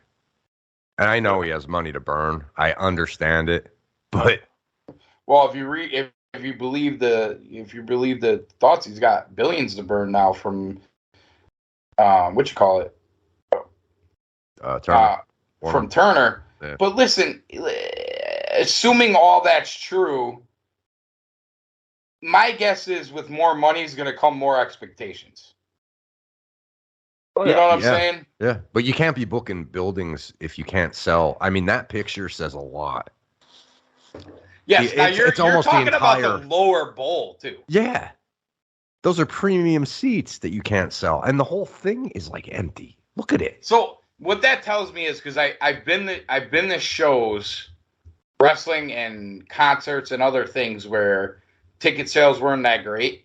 Mm. And what they'll do is they'll rework all the seating to make it look more packed. Sure, yeah. Like you buy a seat in the upper bowl and the lower bowl doesn't sell out, so they just move down. Everybody down, yep. Right, to make it look more full. So what that tells me is you had sporadic sales all over the place, and they moved everybody to the other side. Yep. That's what they did. Yep. And White House and I were there for the first Dynamite. Oh, my God. And there were some sporadic seats here or there. But that fucking place, 16,000, was fucking sold. Shaking. When Cody's music came on. Yeah, that was his next right where I was gonna go. Cody was the most over person in that building that there was. And now where's Cody? We're gonna get there shortly. Go ahead, move on. We'll go to the next one. All right, TBS Championship. Valkyrie versus Lex Luger clone Jade Cargill. Flex Luger. And I guess 60 going for 60-0. She got her 60-0, but she apparently had an open challenge, and that's when Mark Sterling grabbed the microphone and created some kind of an open challenge, and the returning Statlander came up. The non-alien Statlander. Yeah, and won the match. Yeah. And now we have a new TBS champion. Yeah, a couple things for me on this. I'm not the biggest Statlander fan, which is fine.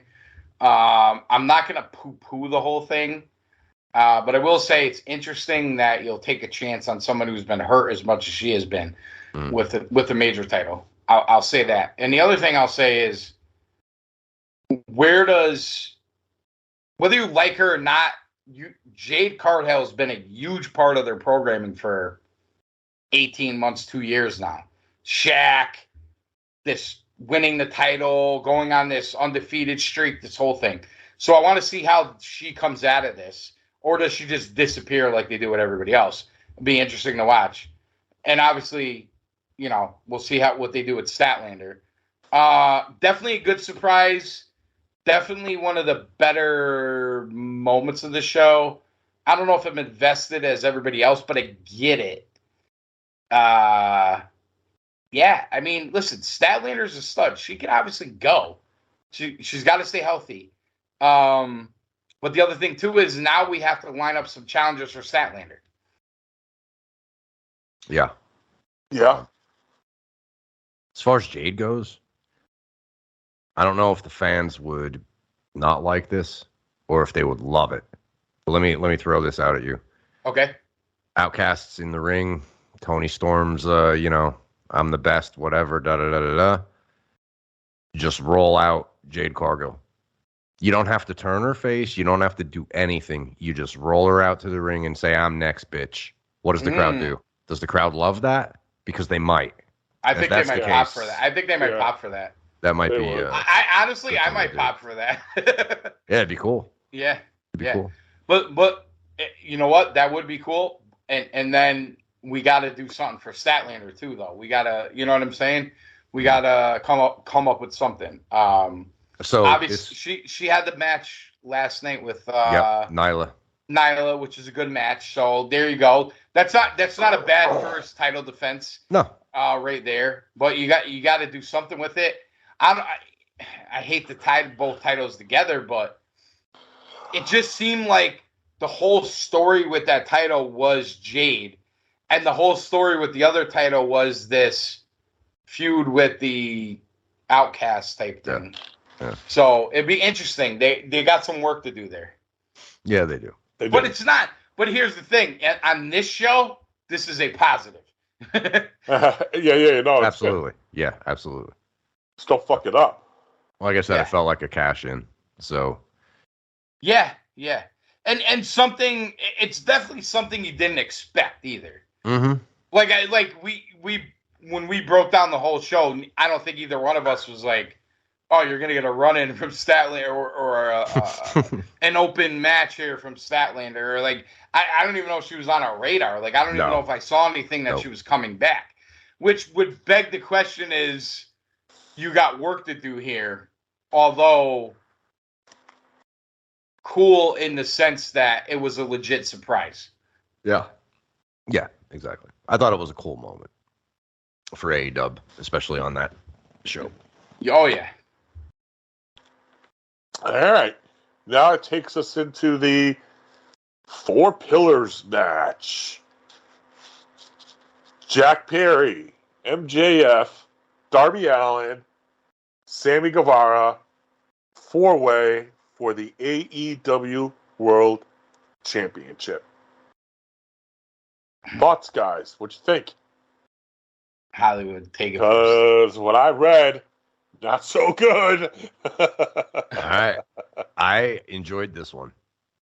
There were spots in here that I really liked. I think I told you, AC, or maybe Stames. I can't remember who I texted, but they each did a move of their, what do you want to call it, predecessor?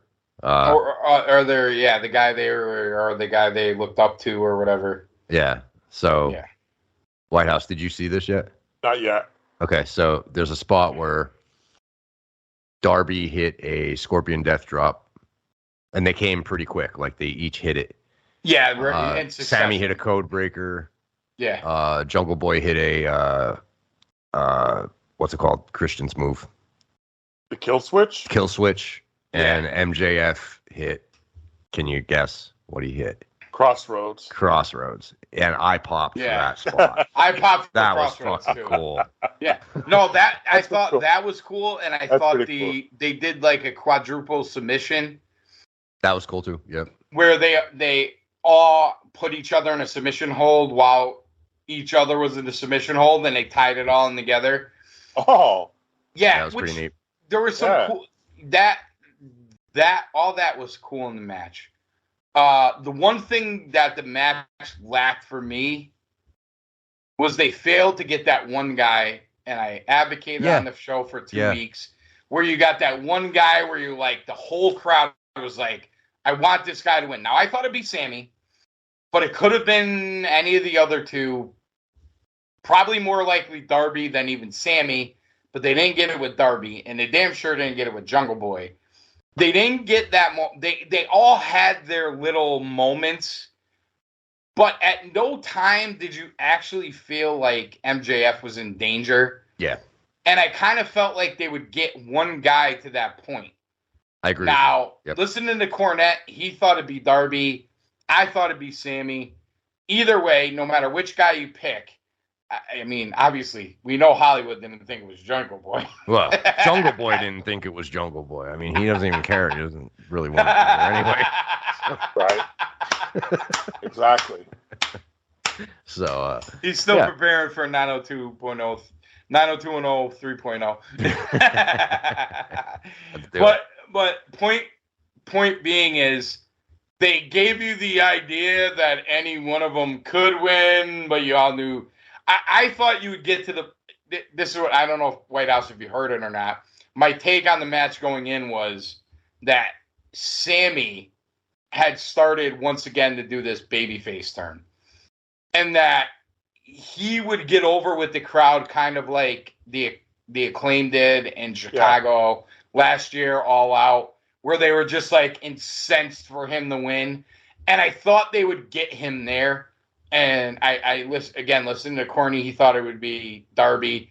That one of those guys would get to that point where the whole crowd was going insane for that one guy, and you false finishes, the whole thing, and then the rug would be pulled out from under you. I don't think they ever got there. No, so I thought that was a missed opportunity, although the match wasn't bad. And I don't think the finish was bad. I mean, it's MJF. I mean, he's going to cheat.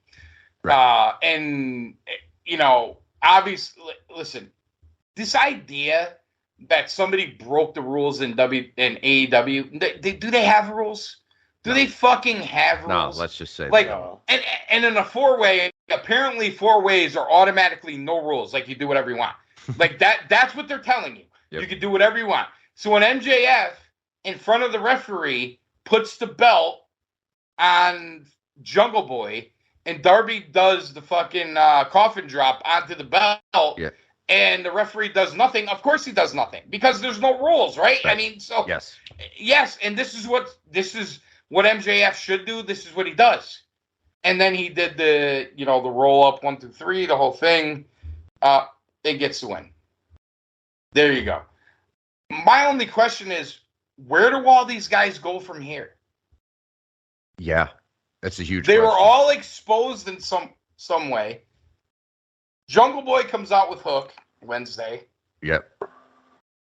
Darby comes out with Pockets. And Sting came out there, so that's another player well, we didn't mention. Yeah. Could be. The other thing, I thought I was 100% onto something when Sammy came out with Tia Mello or whatever the fuck she's calling herself these days. And they did the cards and said she was pregnant. Yeah. I'm like, oh, they're doing that to get Sammy over, right? Right. That's what I thought. Mm-hmm. Yep. Yeah, they almost kept it too balanced between the other 3 guys. Yeah. Right. And the reason I hated it is because now you got to do someone Max. Mm-hmm. And you got to do something with all 3 of these guys, right? I don't know. I don't see the benefit for anybody in this match. Match was decent. The finish was good. The right guy won the whole thing. I just thought there was opportunity missed. Yeah. Yeah. And the thing of it is, moving forward, now we see there's, teams forming again. I don't know what Sammy's going to be doing, but, Darby's got a thing going with Orange, and probably Sting, and now Jungle Boy's with Hook. So again, and I don't want to beat a dead horse, but their roster's too damn big. Yep. Because you would think MJF maybe gets Adam Cole, CM Punk at some point. Well, if it's CM Punk, what do you do with Adam Cole? And if it's Adam Cole, what do you do with CM Punk? Because there's nobody else on the other side, because Aleister Black is in a trios team and he's killing it. So what other heels do you have? I don't know. Like, there's just too many people. But here's the other thing: is fucking MJF going to be on Collision? I don't think so. Do you guys think they're going to split the rosters? I do. Yeah, but if you do that, if they don't put him on there, and you don't put Wardlow on there, and you don't put Pockets on there, what fucking titles are on the show? I think you probably see somehow the TNT champion go on that show, because that's going to be. Is that enough? Is that enough for Punk though? No, but I think maybe they make another belt like okay, that's just what they need. Another belt. But you have the AEW champion and whatever on that show, so Collision will get their heavyweight champion. I don't know. Yeah. I don't see that going on both. I don't. Here we go again with too many belts. I don't. I don't. They literally are putting their ROH tag team champions, their ROH 6-man champions, their ROH pure champion, their ROH champion on fucking AEW already, alongside all the AEW champions they have. Yeah, but if they do a brand split, right? I agree 100%. Wardlow should go with his TNT belt to TNT. I agree with that. And if Punk's on there, he should elevate it. He should just suck it up. That should be big enough. Let him go in the ring with Wardlow and let him elevate that belt, right? Make it big enough. Yeah. But here's my question. If the AEW World Champ, MJF, is over on Dynamite, they'll also have the Orange Cassidy belt, right? But what is the secondary belt on Collision? He's going to make one. Oh, yeah. He's going to make another one, right? Because they need a secondary belt. So Right, yeah. Yeah, you're probably right. So either way, you're going to get another belt. Yeah, I think so. All right, main event. It's just a matter of what it is. Exactly. Main event time. We got Anarchy.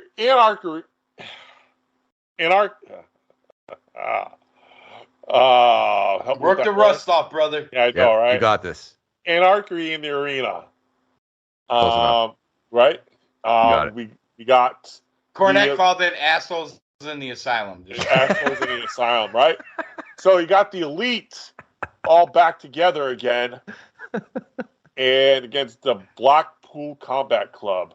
I read on this, and the only thing I could think of, there's rumors floating around for the last couple of weeks where how they were going to get this certain former New Japan heavyweight champion in the realm of AEW. Gentlemen, how this show ended is how we're going to get the Golden Lovers back together again. Okay. Clearly. Okay, yeah. That's when I read this and I saw how this was playing out. It's the only thing. That's the first thing I came up with. The only thing though is the way they did Takeshita. Yeah, that's on Wednesday. There was a big separation there. Yeah, and the one thing I hated, although Callis is great on the mic, he really is. Yes, we get it. You're mad at Kenny. He chose the Bucks family over you, and now he's not your family, and you're going to create your own family. But I want to know why Takeshita turned. Yeah. Why did Takeshita have their back this whole time and then decide, nah, I don't have their back anymore? Was it money? Was it fame? Yeah. Was it jealousy? Give us something. Yeah, I don't expect an answer for that. No.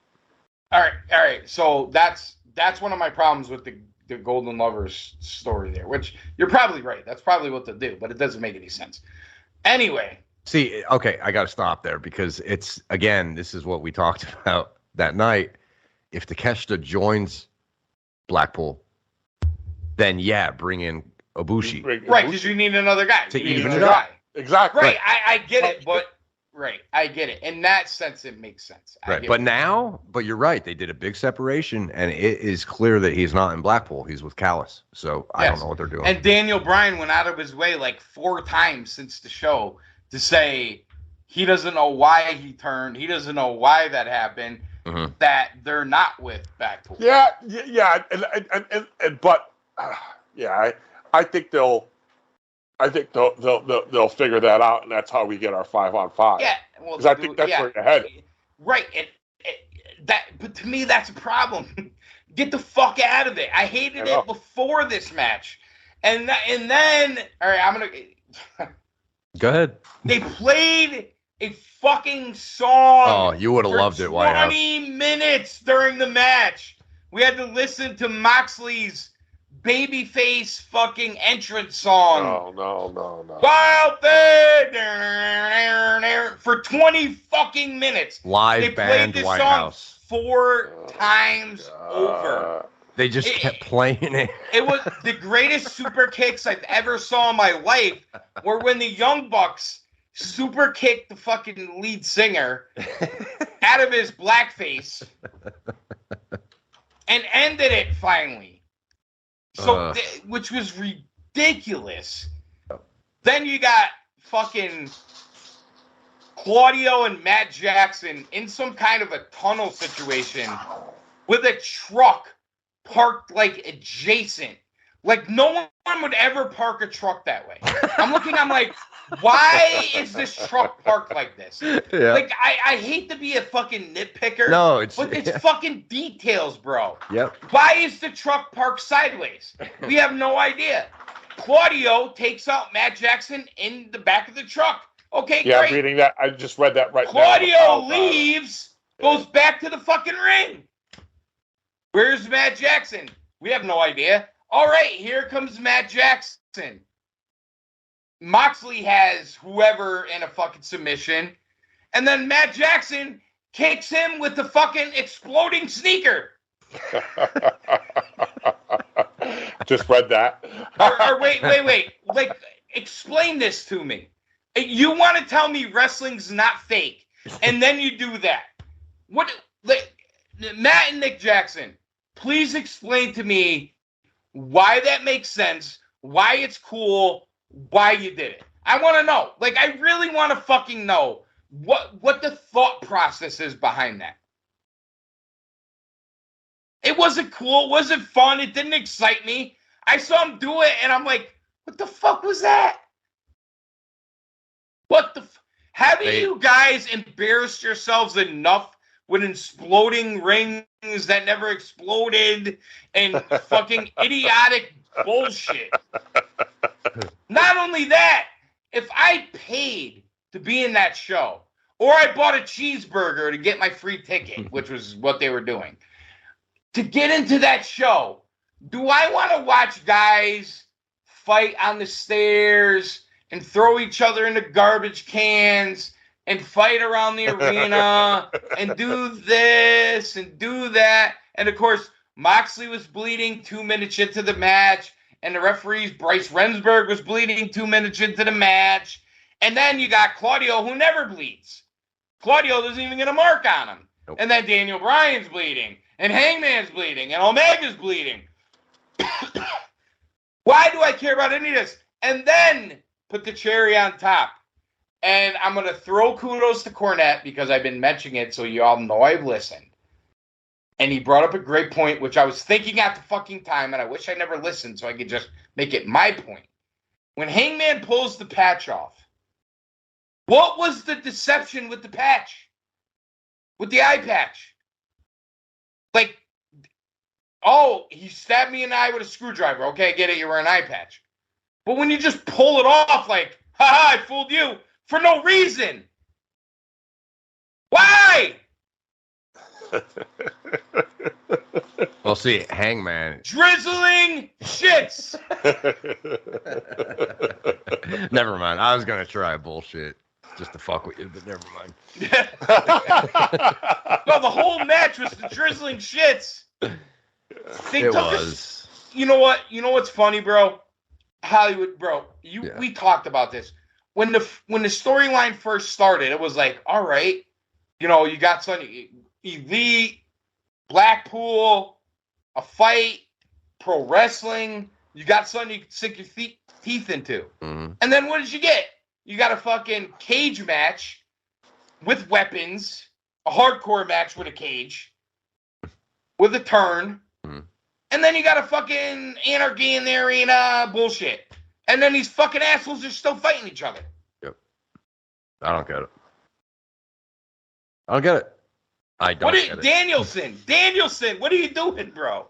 What are you doing? Why are you not advocating for a 45-minute to an hour match with Kenny Omega again? Why? That's what we all want to see. Yeah. That's what you want to do. Why are you not pushing for this? Because why is Jon Moxley booking these matches? Clearly, Jon Moxley has a very narrow idea of what people want to see. Blood and violence. That's it. Yeah. No wonder why Vince told him to plug his fucking nose. He probably wanted him to shut the fuck up.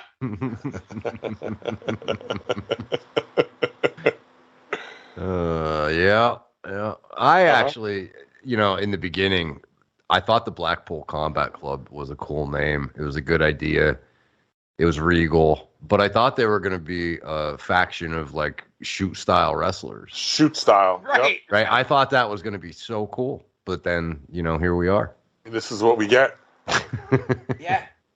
It's fucking CZW. And dude, Yeah, here's basically. the other thing too. Wheeler Yuta, come on guys, really? Nobody gives a flying fuck about Wheeler fucking Yuta. I don't care how many fucking film studies he went to. I don't care how many pure titles he won in Ring of Honor. I don't care how many slap matches he won with fucking Jericho's other guy there. I don't even remember his name. Garcia. I don't care. This is the guy who gets the fucking pin? They have the wrong guy in that group. It should be Garcia. Garcia. Omega. It should be Garcia in that group. Yeah. Yeah, you're right. It should be Garcia. Yep. And here's the other thing. We get the fucking... You have a group with Claudio, with Moxley, with Bryan Danielson. And they're like, we'll show you. Wheeler Yuta will get the pin. You showed nobody nothing. You showed nobody nothing. Yep. You showed me you're fucking retarded. Nothing against Wheeler Yuta. It's not his time. He doesn't have any. There's nothing about Wheeler Yuta that says to me, I want Wheeler Yuta to fight for the AEW title. I want to see these guys. I want to see Matt and Nick Jackson focus on the tag team fucking titles. I want to see Kenny Omega and, although I can't stand him, Hangman, focus on the fucking AEW title. I want to see Moxley and Claudio and fucking especially Bryan Danielson focus on the AEW fucking title. You want to know where I see Wheeler Yuta? I want to see him wrestle fucking pockets on the house show that I don't have to fucking watch. White lines, pure as the driven snow. There it is. That's the show. This is great. That's it. Double or nothing. Double or nothing.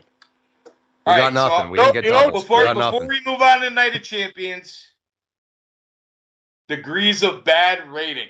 Oof. Go for it. 10.5. 10.5. Is that a record? That's a record. Wow. That is the lowest Good job, degrees of Uno. bad rating ever. I can't even blame Uno because he wasn't on the fucking show. And Uno tried to go on Dynamite and save it, and they totally shunned him. Uno, we're on your fucking side. Uno, go to Impact. Fuck it. Yeah, go to Impact, bro. Dude, how about Dark Order versus the Design? Come on. It's the story writes itself. There you go. Johnny Hungy. Yep. Johnny Hungy versus fucking Diener. Come on. Yep, let's go. Let's get it. White House, it was bad. I'm happy that you didn't spend the $50 on it. I'm ecstatic. I mean, they still owe you like $100 for fucking stealing money. Why? Why we have to go down that road? No need. Fuckers. I don't want to talk about that. I know, but I'm not going to let you forget it. No, you're not. This is me off that they robbed you. Because you're my friend. Fucking asshole Tony Khan. Dude, do you remember this guy actually charged you for Honor Club like a year before he actually was going to actually do He did. He did, the fucker. He did. And that's why I will not watch his Ring of Honor because it's bullshit. White House, your $100 paid for the exploding super kick, probably. Probably. So there you go. Yeah. Oh my gosh. Yeah. Super kick that exploded. When I saw an image of that, it was another reason I said, "Thank God I didn't watch this shit." I'm just like, what is the explanation for that? Like, what? Like, hey, I exploded, super kicked them. Like, what? I would love to listen how they come up with this shit. Oh, I would love to hear that too. Could you imagine them like all in the room, like laughing like little fucking schoolgirls? Yeah. Exploding super kick. Yeah. You're fucking losers. How about this? Kick the fucking shit out of each other like Brock and Cody did. How about that? That could be a good dude, that segue. That fucking match pissed me off. Oh. Well, that's a segue into what happened the afternoon before. Yeah. In Saudi Arabia, we had the Night of Champions. We did. And we let off.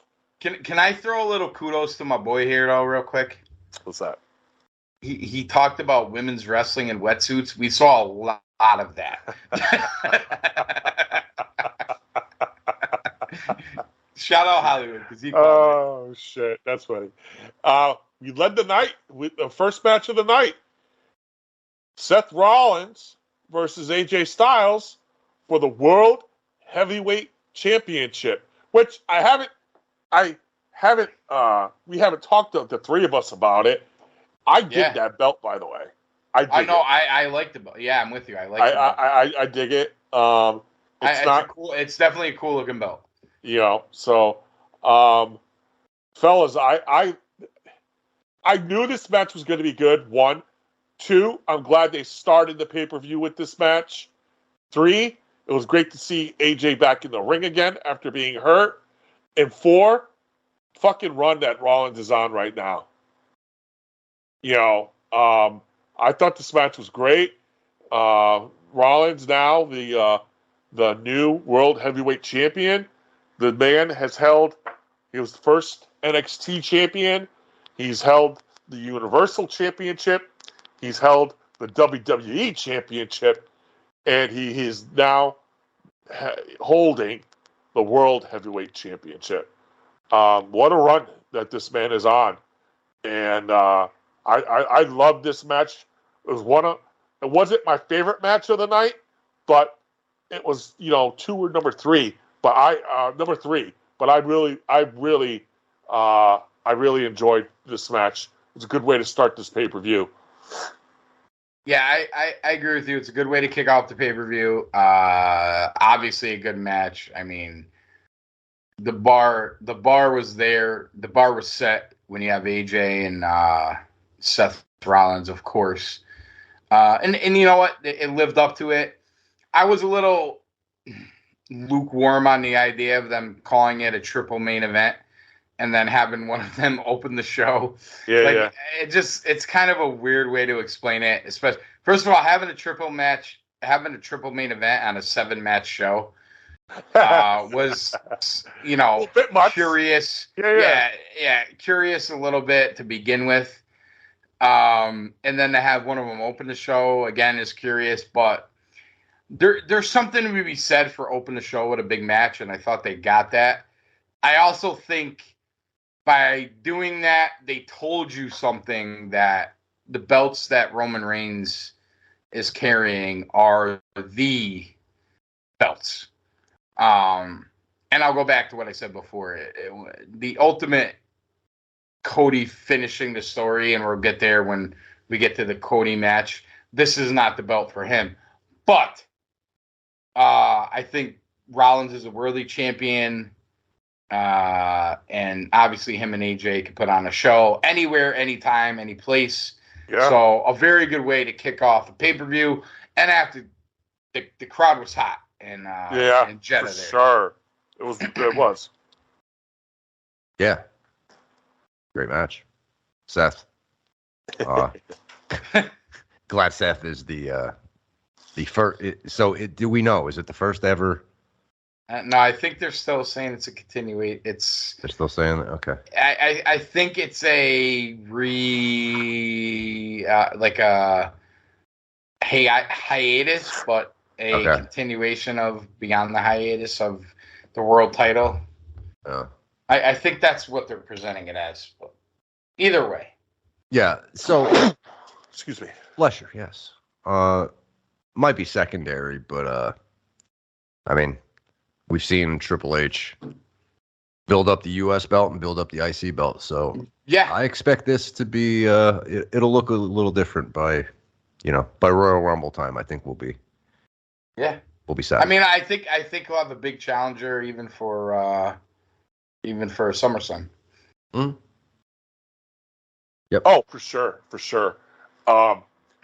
The second match, we get Becky Lynch versus Trish Stratus. Oh, yeah, pal. Titties, pal. Degrees of great rating 11, pal. Yeah. The nice surprise, Zoe Stark comes down to help Becky for the win. She actually was hiding under the ring. Yeah, right. Trish for the ring. I looked at this match as more of a filler anyway, so I wasn't surprised on how this went, especially with Trish, getting back into the ring again. But I mean, to me, I don't know about you guys. It seems like they're struggling finding stuff for Becky to do, which is interesting to be. Yeah, which is very interesting, isn't it? But that's kind of. Go ahead. I'm sorry. So I have two takes on this. I don't know that I need to see it again. So I almost wish that Becky won just to give it some closure and to move on to. I think this is what we're getting at SummerSlam. And this is obviously going to go into, another pay-per-view or SummerSlam. Yeah. Either or. It might Money in the Bank, SummerSlam. Yeah, it might go to SummerSlam. So because you got to remember. I think you're gonna I think you're gonna be right, Lita. Yep. So I think you're gonna be exhausted with that by then, if you're not already. And the other side of it, I'll say, is they have 17 million women's wrestlers, and they had to go back to Trish here. I think that says something. And I think that's why other promotions only do one or two women's matches here or there. Just this. I'm not saying this to be derogatory towards women, but you have a roster that was built predominantly by men for a long time that you're now building women into it, which is great. I'm not knocking it at all. And I think there's obviously a place for it, and there's obviously good matches that come out of it. But I think WWE's got to the point where this is an overcorrection, where they're trying to make it equal all the time when it doesn't have to be. Just have one or two really good fucking women's matches on your show and leave it at that. Not the day and age we're in, man. Unfortunately. Well, it could be. They just seem to think that they have to do this overboard stuff and have it 50-50, whatever it is. And the bottom line is, if they're going to keep doing that, this is what you're going to get. You're going to get a lukewarm program that you're kind of in on, you're kind of out of on. yeah, Becky's popular. Yeah, you love Trish, WWE Hall of Famer, the whole thing. But do you really care about this that much? No. And then you put in Saudi Arabia, and I'll give Becky. I'm gonna throw kudos to Becky for this. If you're gonna have to wear the wetsuit, make it fun. And at least she did the Kill Bill thing, which was kind of fun. So I'm gonna throw her credit for that. But other than that, I mean, listen, obviously this is not over, and here we go from there. I'm going to call this number 2 out of the 3 women's matches because I think there was a worse one, and I think there was a better one. So what match placement was this on the card? Number 2. Number 2. That's all I got to say. Yep. There it is. Yeah, number 2. Yeah. One of the worst places to be in, to be honest. Yeah. All right, match number 3. The Intercontinental Champion Gunther versus Mustafa Ali. And I expected it to go this way. Gunther with the win. I didn't expect Ali to win, and now we got 100 more days. And then Gunther could be the longest reigning Intercontinental Champion of all time. It's pretty crazy. Yeah. It's pretty crazy. I got to kick this one to Hollywood because he sold me on fucking Gunther losing. Yeah. And then it didn't fucking happen. Well, go ahead. Yeah. Now the White House, the way I said this was. No, he did. He did a good job of selling it. I would. If I was Triple H, I would tell the ref before the match, I'm gonna call this as it goes, because I'm not sure how I want to do this. So I thought maybe they could recreate the magic of Puerto Rico. Okay. If the crowd was super hot for Ali. Yeah. Okay. Like they were for Selena Vega. Yeah. Yeah, okay. And then that would do 2 things. It would give Ali the belt and a major pop, and maybe you get lucky and create a star with him. And then it also takes the strap off Gunther. You can move him up to the world title division, if you want to call it that.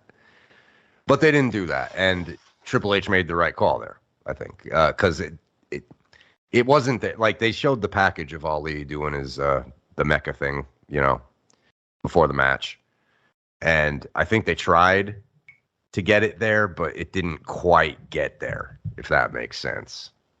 So yeah, I just don't think he's there. You know what I mean? Yeah. He's just, but man, Gunther could go, man. Gunther's, dude, that fucking entrance was fucking awesome. Dude, it's so badass. Yeah. He might be my, favorite guy going right now. Him and Imperium. Just the whole Imperium package is, awesome. I love watching that. Could you actually see him being the guy one day that beats Roman? Yep. Uh-huh. Yep. Okay. 100%. So it's not just me. Nope. Because, dude, when it was Ludwig Kaiser, or however the fuck you say his name. He's great. He does awesome. His entrance. The Intercontinental Champion, Gunther! And they just turn their head. It's just so cool. So it's awesome. Fucking good. Yep. Yeah, dude, it's so good. Yeah. So I listen. I'm okay with him winning. I would. Mm-hmm. Under the scenario that you presented, I would have been okay with him losing too. Right. But in the idea that it would elevate him. Right. But I'm also okay with him winning. So yeah. And listen, this is what kind of where the storyline's at. I think they gave it was kind of that tease match where you didn't get the winner. But you know what though? I think you were onto something in the sense that I don't know that Mustafa Ali got that overwhelming. Right. I don't think him losing took the air out of the building. And I think that's where you were going. Yeah. You don't want to take the air out of the building by him losing. Right. Exactly. And I don't think you got that anyway. No, you didn't. So because I think part of it is he's constantly, he's like the new version of the Big Show. Heel, face, heel, face, heel, face. All he's got to do is cry a little more. Face. I mean, you're constantly changing them. It's like, yeah. And that's part of it. You're not vested in the guy because he's constantly changing. I mean, it's kind of what they've done with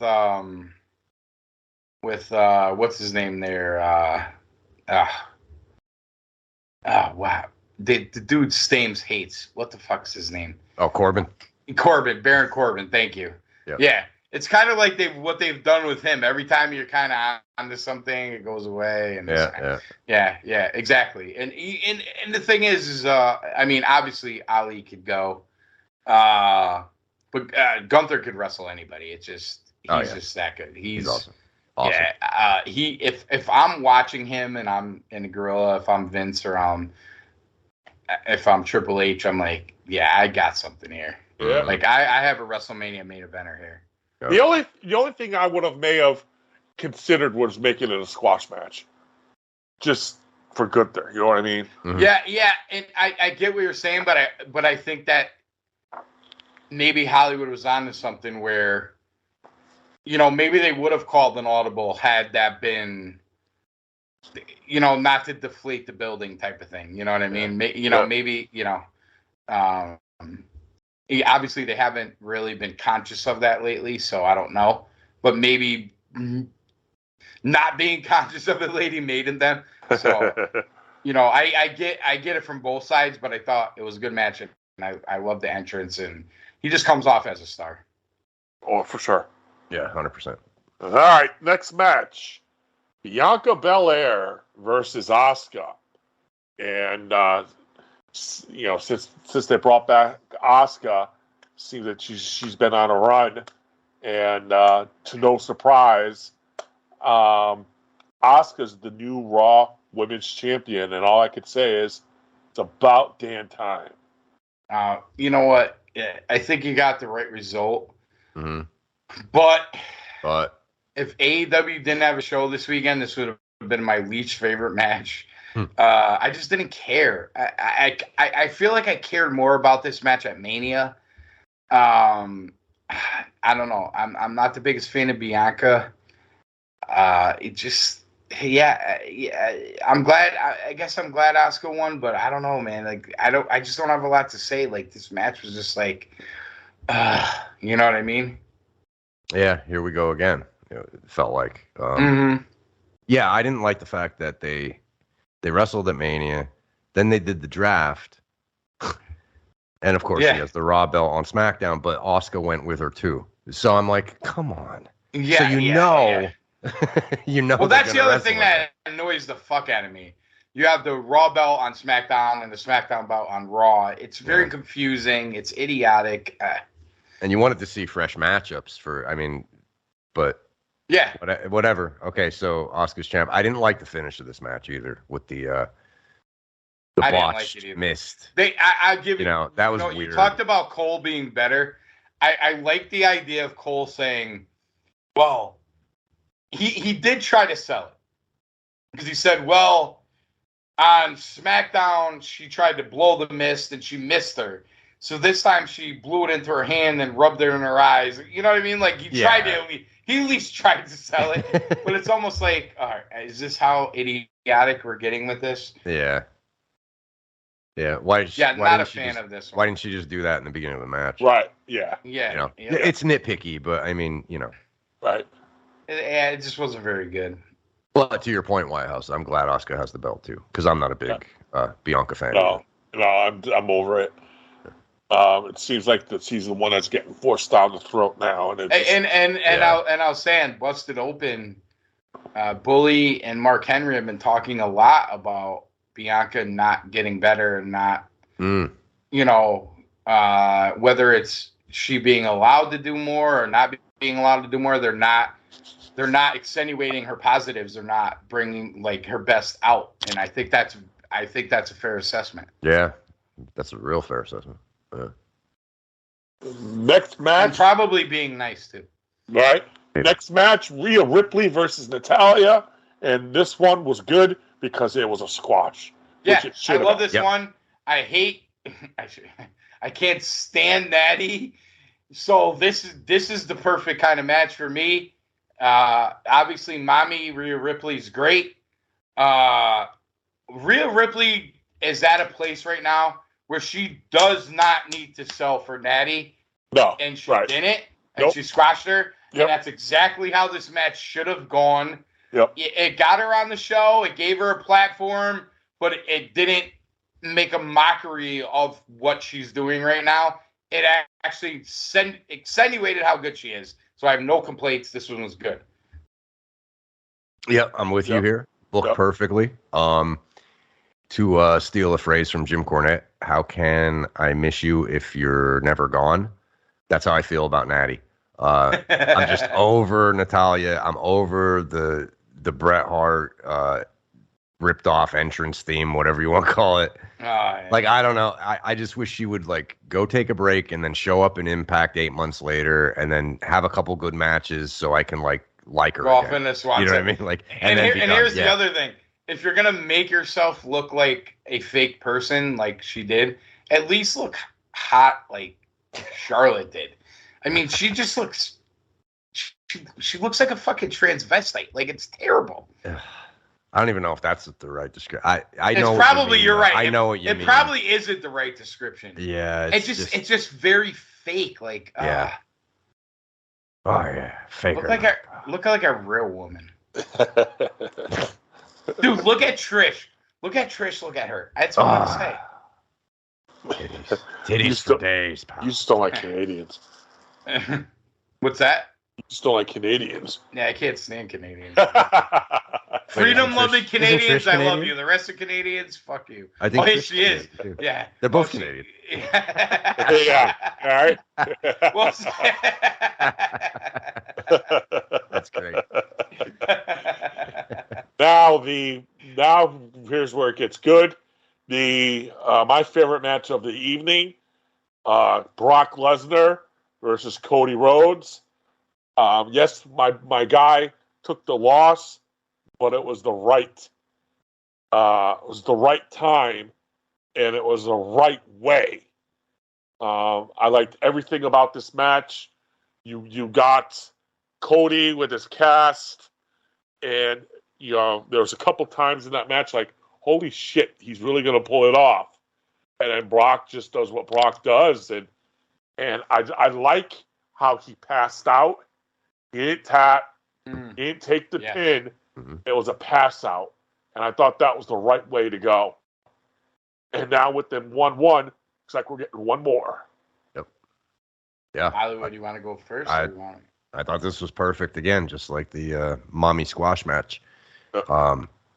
Yeah, and it they have something with Brock. At first, I was skeptical because I thought, at first I thought they were just going to squash Cody like they did to Cena, right, time with Brock.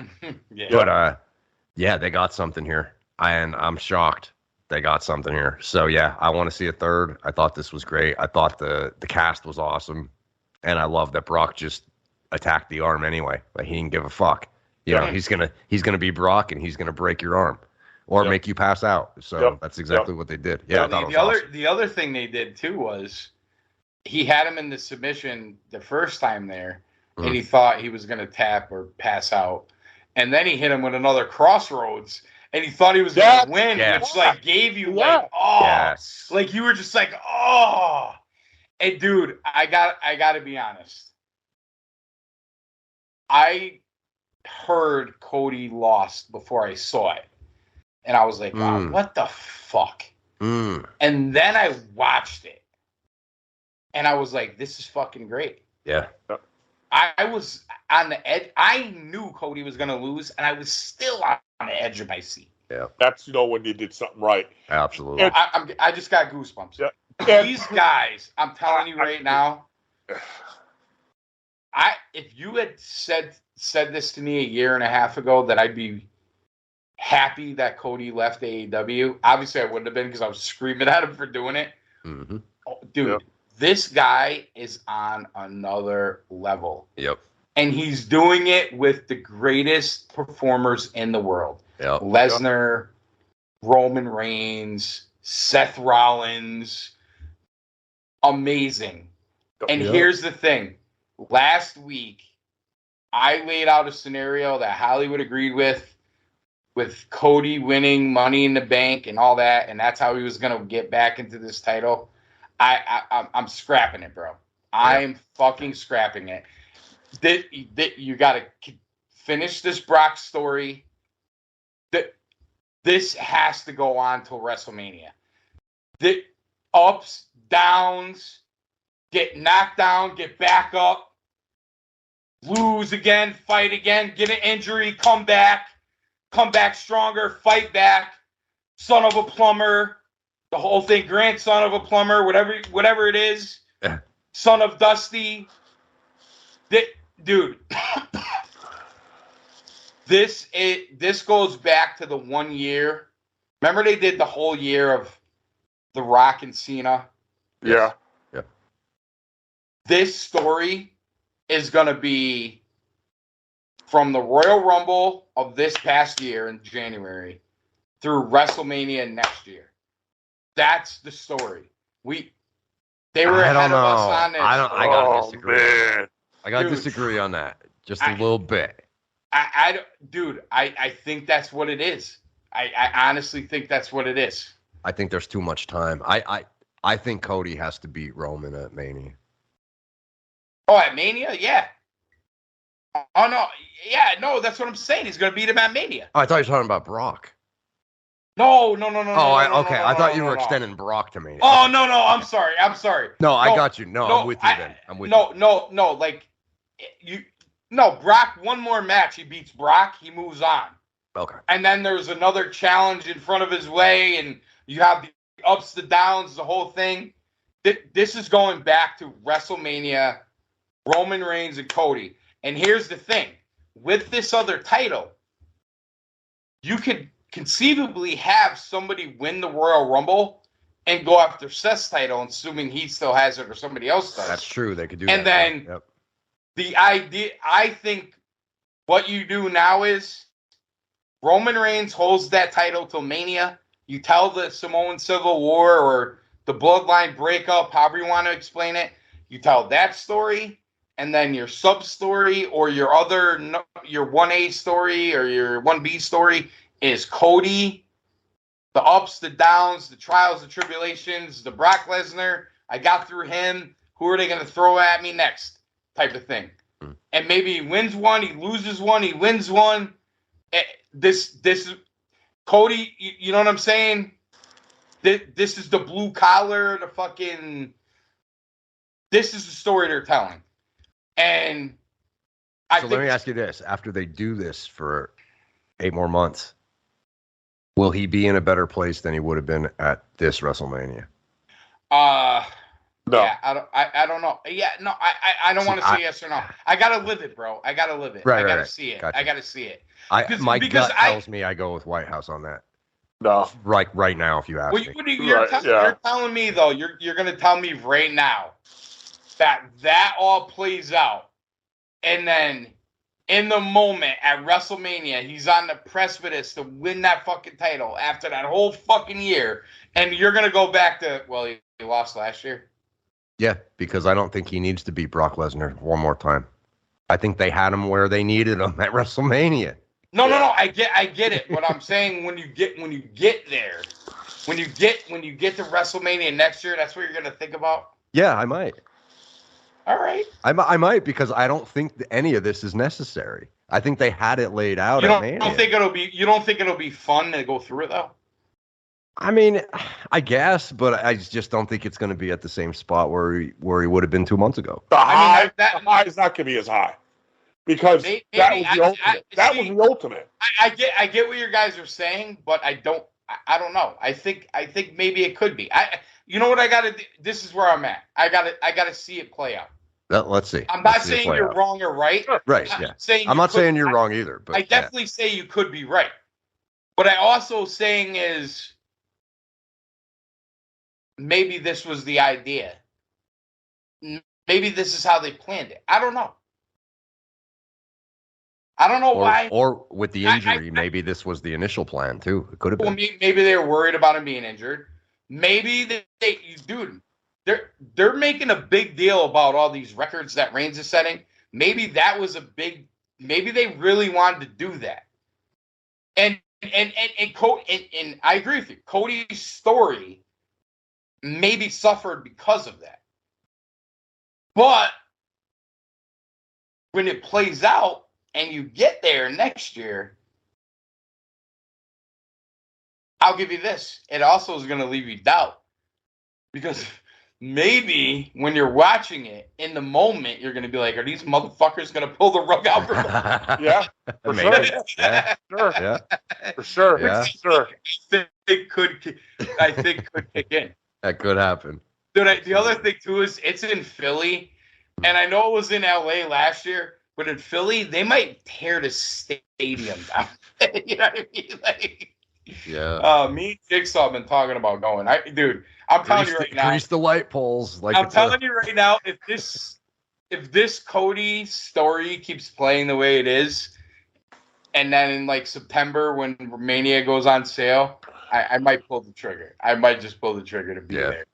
When do they? August or September? August or September or something like that. Somewhere in there. Okay. I think that's when they put the packages on. Yeah. Okay. See, because here's the deal. Like what you're saying, like I see that playing out, but there's a couple things. If you don't have Cody winning the Royal Rumble, how are you getting the guy on Raw to fight the guy on SmackDown? Well, I mean, again, you have a long way to go. You have a long way to go.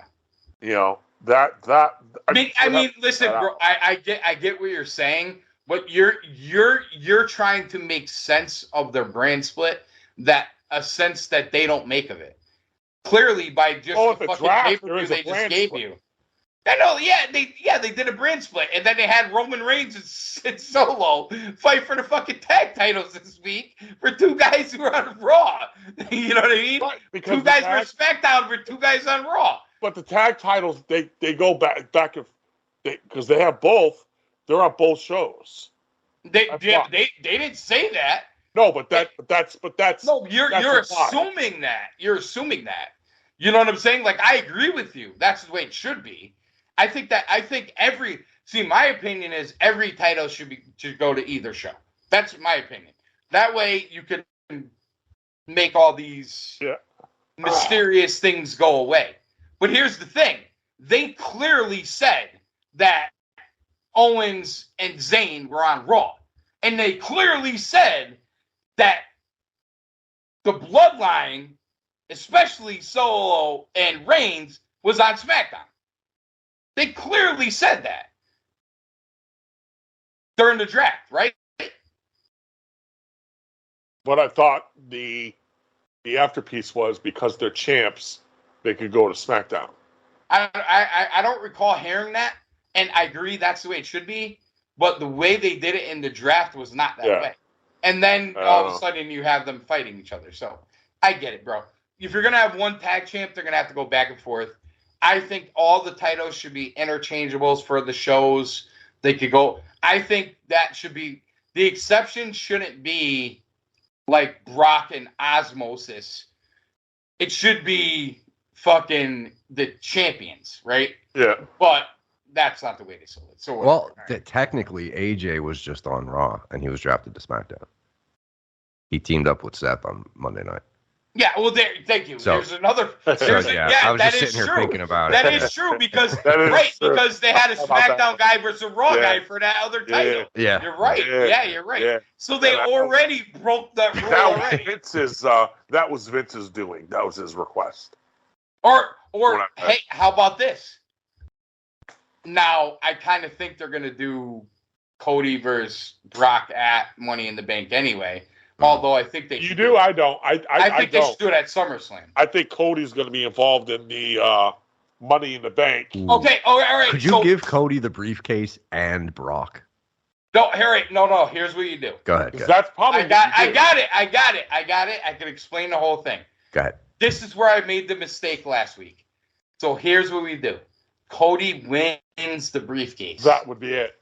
Cody has the rubber match with Brock at SummerSlam. Cody says, I am going to cash in at the main event in Philly at WrestleMania. He could do that, yeah. Instead of saying I'm going to cash in at SummerSlam, which is what I said last week, he uses that briefcase to get the main event. And that's how you That's how prevent you do it. him from having to win the Royal Rumble. Yep. And then But whoever wins the Royal Rumble, Yeah. then you sell it as, are they going to be a three-way or are they going to challenge Seth? Right? Good. I guess that's the way you do sure. it. Why not? Yeah. Or you just bill it, winner goes against the world champion. Or you could do that, right? Winner goes against that belt instead of the choice. Yep. Yeah. All right. You yeah, could do you it could that do way. either. Yeah. Or They you could could put. They could just or blame you could- Adam Pearce. He could just decide that. yeah. And blame Pearce. We'll blame it on Pierce. But logically, that's the way you do. Yeah, All right, before we get to the main event, not to change the subject, but I want to ask you guys this. Did you guys have any problem with match placement, Cody Brock not going last versus the tag title going last? No, I liked it. Okay. No, I liked it too because the bloodline story is like Right. A. Yeah. Plus, I think that it's Roman. You know, although I put Cody and Brock on that level, a step down, Roman is still the man. Right. So I think that, I was just interested. I wondered. Because I honestly thought it was going to be reversed. Although I did call him last week that Jimmy was going to turn on Roman. Yes, you did. You know, that's it. Because of that ending and how great it was. And it was actually better watching it than I thought it was going to be. I don't know how you go into another match after that. Nah, yeah, you're right. Yeah. They made the right call. I agree they made the right call. I was just wondering. I just don't know how you do it. I mean, that'd be hard. I would not want to be Cody or Brock with that. Because that was a really badass ending. Oh, yeah. It definitely was. You had the... you obviously had the mistake super kick to Solo. Roman sees it, starts smacking around Jimmy. Jimmy gets pissed, super kicks him. Jay tries to stop him. I'm doing what you should have done a long time ago. Super kicks him again. Now, talking to D. Smitty again, he thought it should be Jay.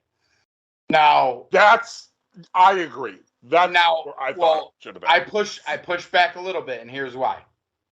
Number one, Roman beat the fuck out of Jay already in the beginning of this whole thing. If you remember back when the fans weren't even there, they still had the video screens in the fucking Thunderdome. Yeah. And Roman beat the fuck out of him.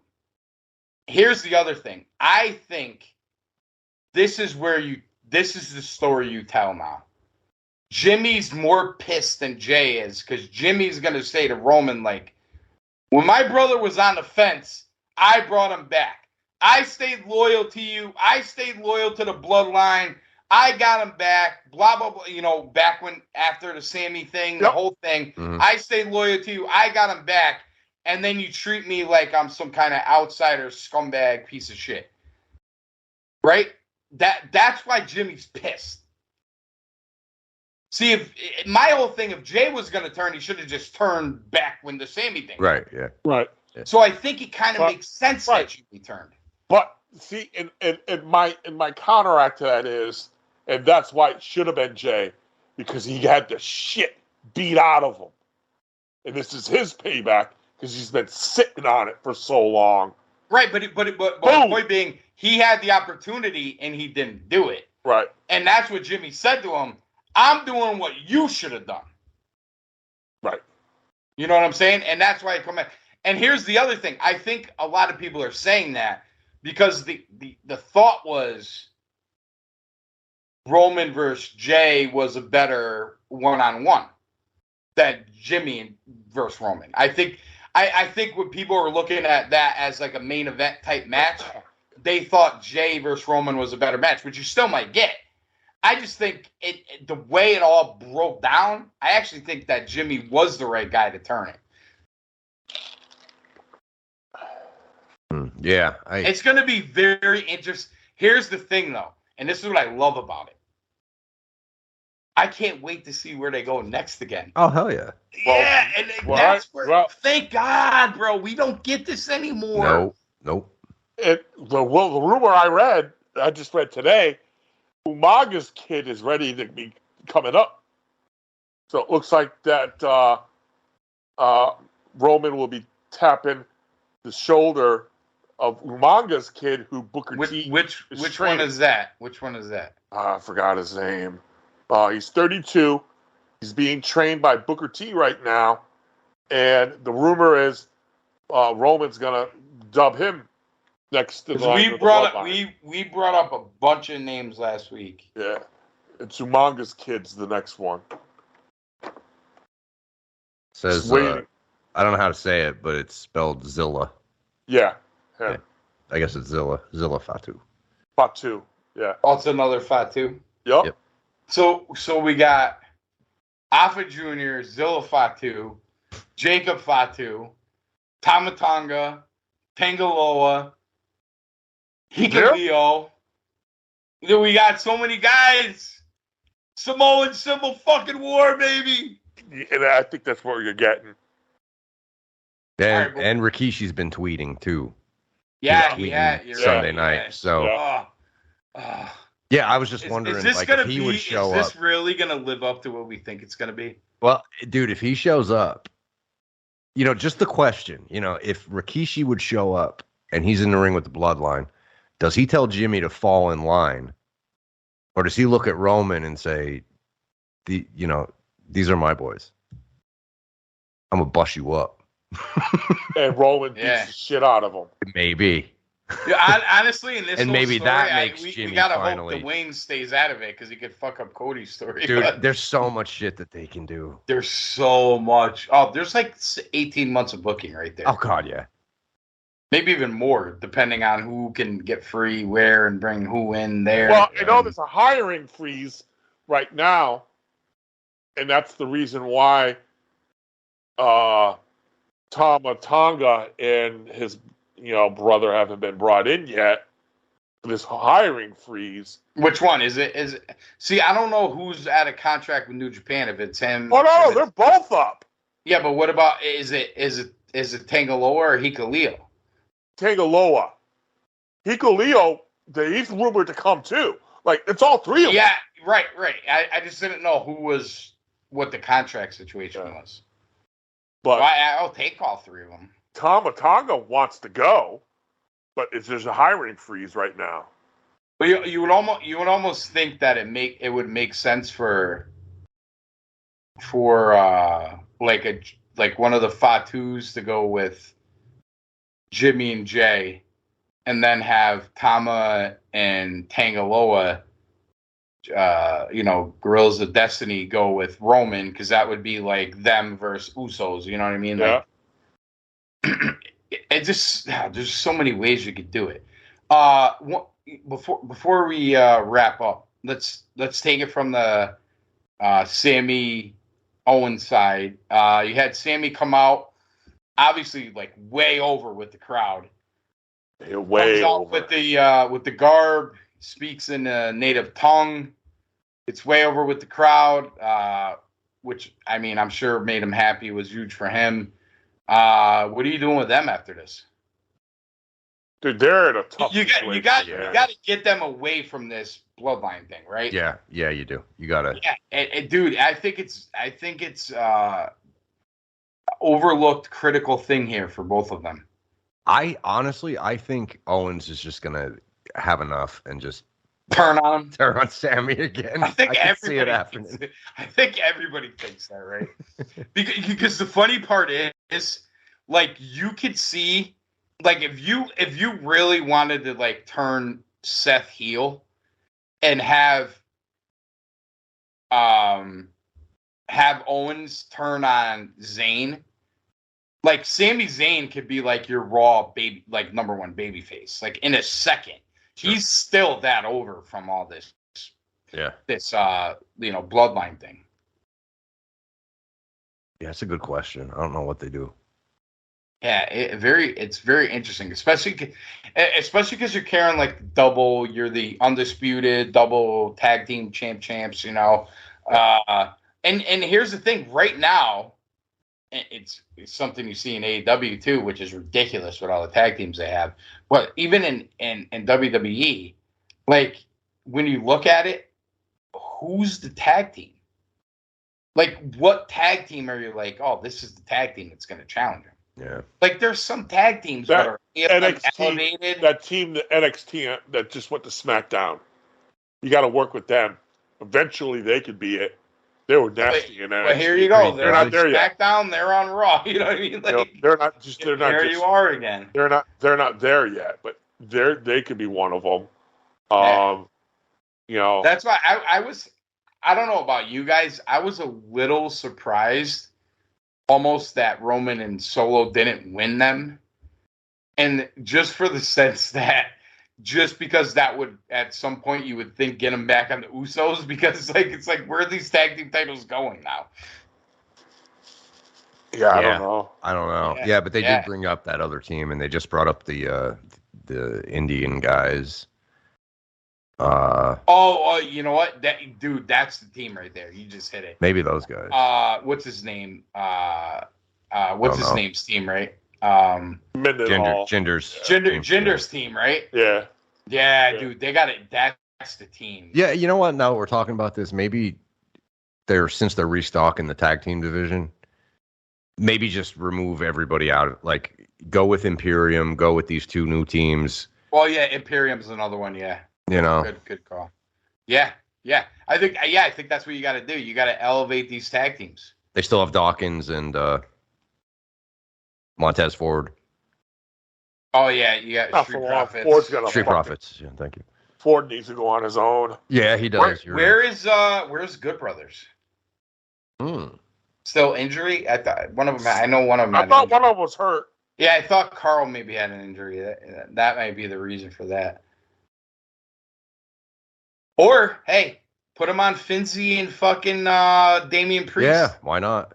Yeah, why not? I mean, that seems to be, actually, that's where you probably go next, because you've already kind of got them involved in that whole thing because of Heyman bringing them in. Yeah, with the Bloodline storyline. You had... you're right, dude. That's where they're going. Yep. Yeah, Damian Priest and Finzi. Yep. Or Imperium. You brought up Imperium. Those were the two teams they kind of brought into that. So I think that it'd be surprising to me if they didn't kind of. One of those would make sense. Yeah. Yeah. You know what? I didn't see all of Raw on Monday. Did they do anything with that on Monday with those two? No, just that promo, I thought. Oh, they lost in the main event to Seth and AJ. That's right. Yeah. Judgment Day. Sammy and... No, Judgment Day. Judgment Day lost to Seth and AJ in the main event. Yeah. But what did Sammy and Owens do? I don't remember. They had a promo. I just remember a promo. Yeah. I saw some of Raw. I didn't see all of it. I didn't recall seeing them. That's why. Oh, you know what? They had a promo with Judgment Day. Yeah. So maybe you still go back to that. Yeah, I think they can. Yeah. Yeah, that's probably it. All right. White House. Final thoughts? I'm glad to be back, fellas. I missed you guys. Getting back on the boat again with some wrestling, catching up. Looking forward to a great weekend. Dominion. I'm looking forward to that. But I'm glad to be back with you guys. Hollywood, final thoughts. Let me set the stage, Anthony. Baltimore Arena, June 1st, 2023. In this corner, we got the Murmur. And in the other corner, the champion returns. White House slaps the figure 4 on the Murmur, taps out. Yes. Still champion. There we go. Yeah. There we go. There you go. Let's go, White House. Let's Fauci go, giving White some House. Fauci. Look at that. Murmur. Wow. Fauci giving love to the Murmur. There we go. Oh. How do I follow that? I don't know if you can. Follow that. I can't. Here's what I'm going to say. Final thoughts. I will be watching Dominion this weekend, and you guys watch Dominion, and we'll break it down next week. And Fauci, if you feel like it, you watch Dominion too. We could have you break it down too. Oh, imagine that. Oh, imagine. Oh, yeah. Imagine I do 2.5 hours in the Fauci voice. I will give you a medal if you do it. If you do 15 minutes in the Fauci voice, I'll give you a medal. All right. Cool Truth.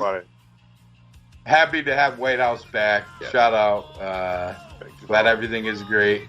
Retro Mania Wrestling Podcast Network. Shout out Diamond Dave, Kobe, Kicking Out at 2, Marking Out the Days, Gaijing, and obviously you can listen to us. So thanks everybody. We'll be back next week. We'll break down Dominion, and I'm sure we'll have some flattering things to say about AEW again. But for tonight, for White House, for Edwards, I'm Daddy Quiz. Good night.